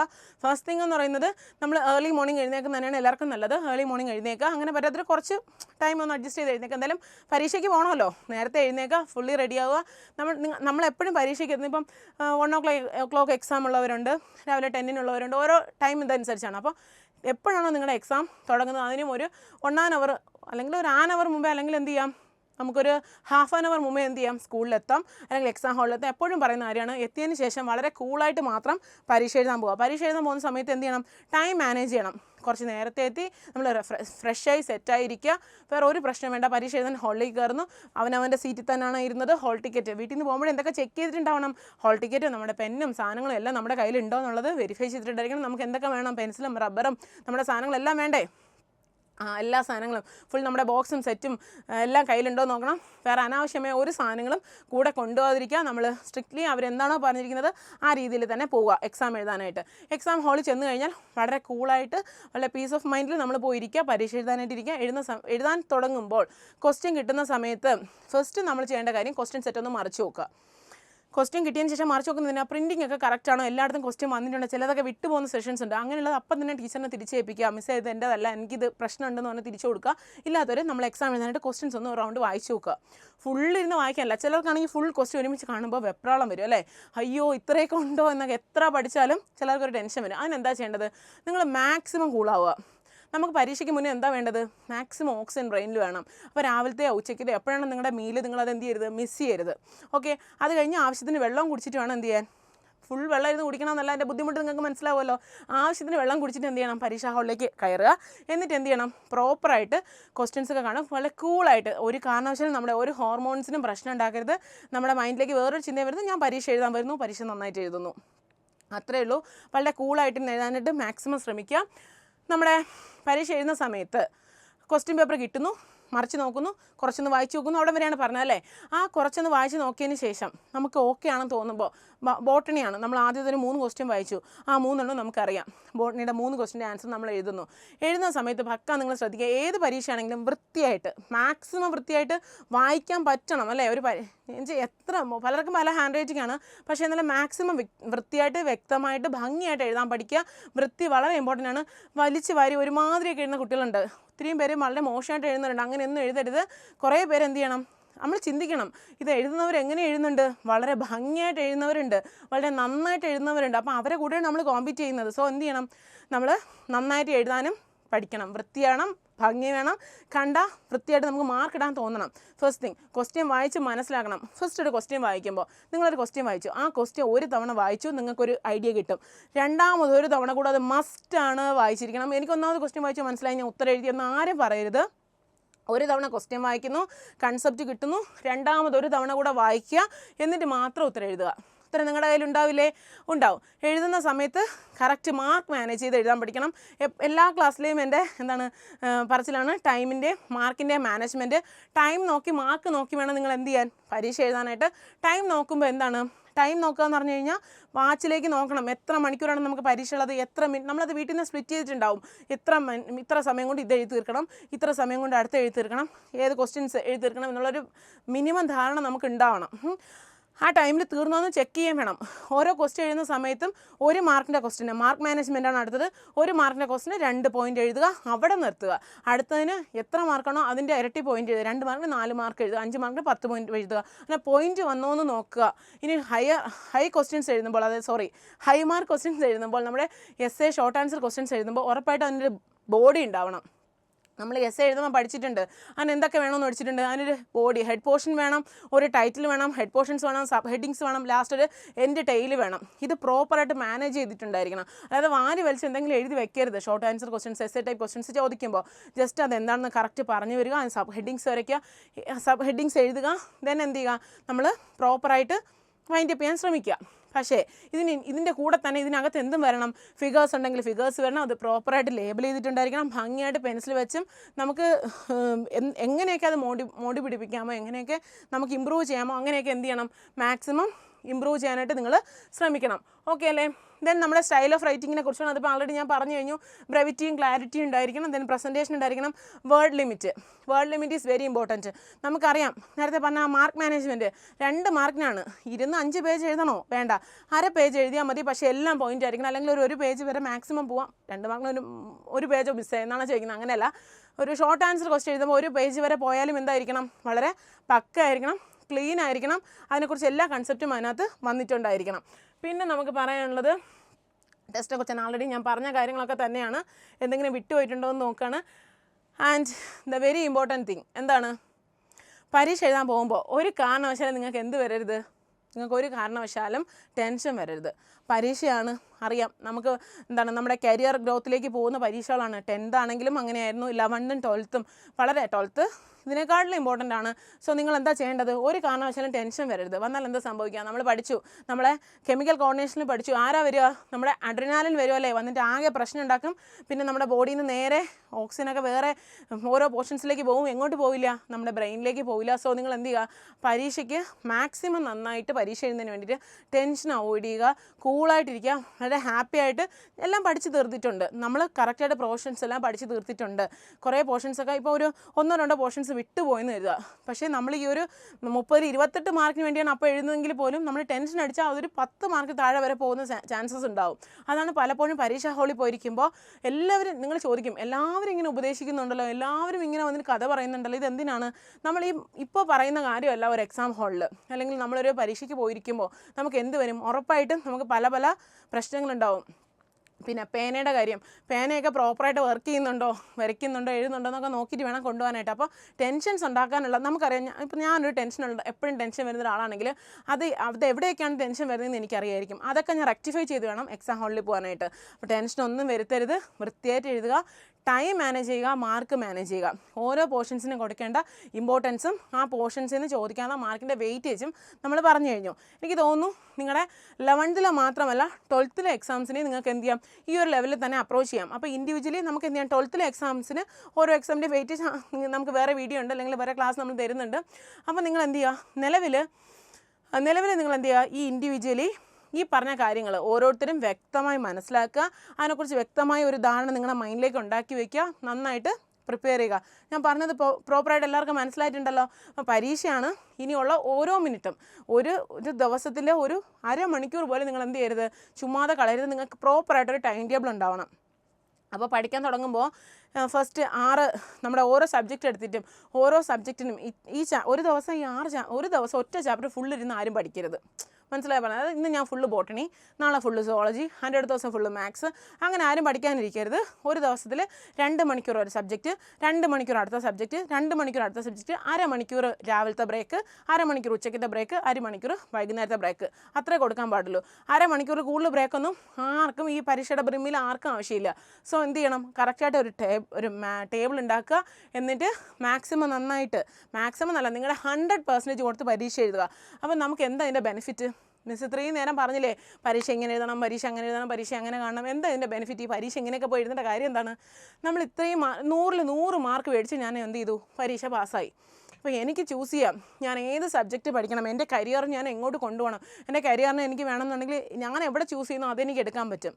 അതേസമയം ഞാൻ 60 മാർക്ക് മേടിച്ചു, ആ മാർക്ക് തീരുമാനിക്കും ഞാൻ ഏത് സബ്ജക്റ്റ് എടുത്ത് പഠിക്കണം എന്നുള്ളത്, അല്ലേ? അല്ലെങ്കിൽ ഒരു 50 മാർക്ക് മേടിച്ചു 100-ന്, പിന്നെ നമ്മളങ്ങോട്ട് പോകണ്ടല്ലേ. അപ്പോൾ എന്തും കൂടെ നിങ്ങളെ മനസ്സിലുണ്ടാവണം, എല്ലാവരും നന്നായിട്ട് പഠിക്കുന്ന കുട്ടികളാണ്. ആരും തന്നെ ഒരാൾ പോലും മോശമായിട്ടോ അല്ലെങ്കിൽ വേണ്ടാന്ന് വെച്ചാൽ പഠിക്കുന്നില്ല. നിങ്ങൾക്കൊക്കെ പക്ക എയിമുണ്ട്, നിങ്ങളുടെ മൈൻഡിൽ എന്ത് ചെയ്യണം എന്നുള്ള ധാരണ നിങ്ങൾക്ക് നല്ലപോലെ ഉണ്ട്. പക്ഷേ എന്ത് ചെയ്യണം, പ്രോപ്പറായിട്ട് അതിനെ നിങ്ങൾ എപ്പോഴും ഇങ്ങനെ എന്താണ്, എനിക്ക് നല്ല മാർക്ക് മേടിക്കണം, നല്ലപോലെ പ്രിപ്പയർ ചെയ്യണം, നല്ലപോലെ പരീക്ഷ എഴുതണം എന്നുള്ള ഒരു ഇത് നിങ്ങളുടെ മൈൻഡിൽ എപ്പോഴും ഉണ്ടാവണം. ഓക്കെ. അപ്പോൾ ഇപ്പോൾ നിങ്ങൾ 11th പരീക്ഷ എഴുതാൻ പോകുന്ന എല്ലാവർക്കും എന്താണ് ബെസ്റ്റ് വിഷസ് പറയുകയാണ്. അപ്പോൾ എല്ലാവരും എന്ത് ചെയ്യുക, നല്ലപോലെ പറഞ്ഞ കാര്യങ്ങളെല്ലാം മനസ്സിൽ വെച്ചുകൊണ്ട് പരീക്ഷ നന്നായിട്ട് എഴുതുക. ഓക്കെ അല്ലേ? അടുത്തൊരു കാര്യം പറയാനുള്ളത്, നിങ്ങൾ പരീക്ഷ എഴുതാൻ പോയി, പരീക്ഷ എഴുതി, അവിടെ വെച്ച് നിങ്ങൾക്ക് എന്തെങ്കിലും ഒരു മിസ്റ്റേക്സോ എന്തെങ്കിലും ബുദ്ധിമുട്ടോ ഉണ്ടായി. അപ്പോൾ അയ്യോ മിസ്സ് പറഞ്ഞ പോലെയൊന്നും എഴുതാൻ പറ്റിയില്ല, മിസ്സ് പറഞ്ഞു ആ പടം ആഡ് ചെയ്യണം, ഒന്നും ആഡ് ചെയ്യാൻ പറ്റില്ല, വരയ്ക്കാൻ പറ്റിയില്ല. അപ്പോൾ ആ ഒരു ടൈമിൽ നമുക്ക് എന്തെങ്കിലും ചെയ്യാൻ പറ്റുമോ? ഒന്നും ചെയ്യാൻ പറ്റത്തില്ല. അപ്പോൾ നമുക്കൊരു പ്രശ്നം ഉണ്ടായി, എക്സാം ഹാളിൽ നമ്മൾ പരീക്ഷ എഴുതുന്ന സമയത്ത് ഒരു ബുദ്ധിമുട്ടുണ്ടായെങ്കിൽ നമ്മൾ എന്ത് ചെയ്യണം? അന്നത്തെ പരീക്ഷയ്ക്ക് ആ പ്രശ്നം ഉണ്ടായത് അല്ലേ, അത് നമ്മൾ വിട്ടുകളയുക. പറ്റിപ്പോയത് എന്താണ്, അതിനെക്കുറിച്ച് കൂടുതൽ ആലോചിച്ച് വിഷമിക്കുകയോ ടെൻഷൻ അടിക്കുകയോ ഒന്നും ചെയ്യേണ്ട കാര്യമില്ല. പകരം എന്ത് ചെയ്യണം, അടുത്ത ദിവസം പരീക്ഷ ഉണ്ടായിരിക്കും, അതിൽ നമ്മൾ എന്ത് ചെയ്യുക, നമ്മൾ മാക്സിമം കൊടുക്കാൻ ശ്രമിക്കുക. ഒരിക്കലും എന്ത് ചെയ്യരുത്, ആ പോയ കാര്യം പോയി, ഓക്കെ, പിന്നെ അതിനെക്കുറിച്ച് ആലോചിച്ച് വിഷമിച്ച് ടെൻഷൻ അടിച്ച് ബാക്കി പരീക്ഷകളും കൂടെ എന്ത് ചെയ്യരുത്, കുളവാക്കരുത്. അല്ലെങ്കിൽ ബാക്കി പരീക്ഷയെ കൂടെ നമ്മൾ എന്ത് ചെയ്യരുത്, ഇങ്ങനെ ഇതേപോലെ ആക്കി കളയരുത്. പകരം എന്ത് ചെയ്യുക, അതിന് വേണ്ടി മാക്സിമം പ്രിപ്പയർ ചെയ്യുക, അത് നന്നായിട്ട് എഴുതുക.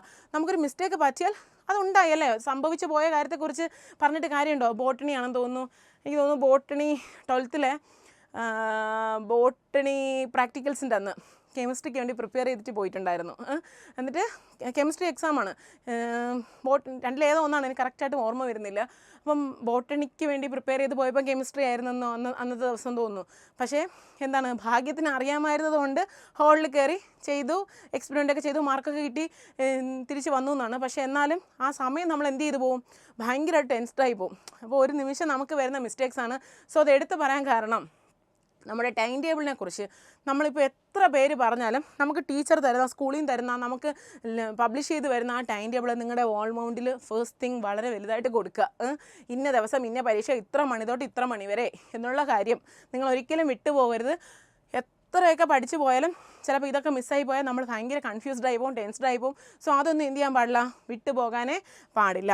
അപ്പോൾ പരീക്ഷ എഴുതാൻ പോകുന്നതിൽ എന്തുകൊണ്ട് ശ്രദ്ധിക്കണം, ഇനി നമുക്ക് 12th ഉണ്ട്, 12th ഇതേ കാര്യങ്ങളെല്ലാം വേണം. അപ്പോൾ 11th നമുക്ക് എന്തെങ്കിലും ഒരു ഡ്രോബാക്ക് വന്നു, എന്തെങ്കിലും ഒരു പ്രശ്നം വന്നെങ്കിൽ നമുക്ക് ഒന്ന് എന്താ പറയുക, ഇതിനൊക്കെ ഒന്ന് മെയിൻറ്റെയിൻ ചെയ്തെടുക്കാൻ 12th ഉണ്ട്. അപ്പോൾ ഈ പറഞ്ഞ പോയിൻറ്റ്സ് എല്ലാം നിങ്ങൾ ഇപ്പോഴേ മനസ്സിലാക്കുക, ഫിക്സ് ചെയ്യുക, എന്നിട്ട് എന്ത് ചെയ്യുക, പഠിക്കുക. ഓക്കെ ആണേ? അപ്പോൾ എല്ലാവർക്കും പരീക്ഷ എഴുതാനായിട്ട് ഓൾ ദി ബെസ്റ്റ്. അപ്പോൾ നമുക്ക് പിന്നെ കാണാം.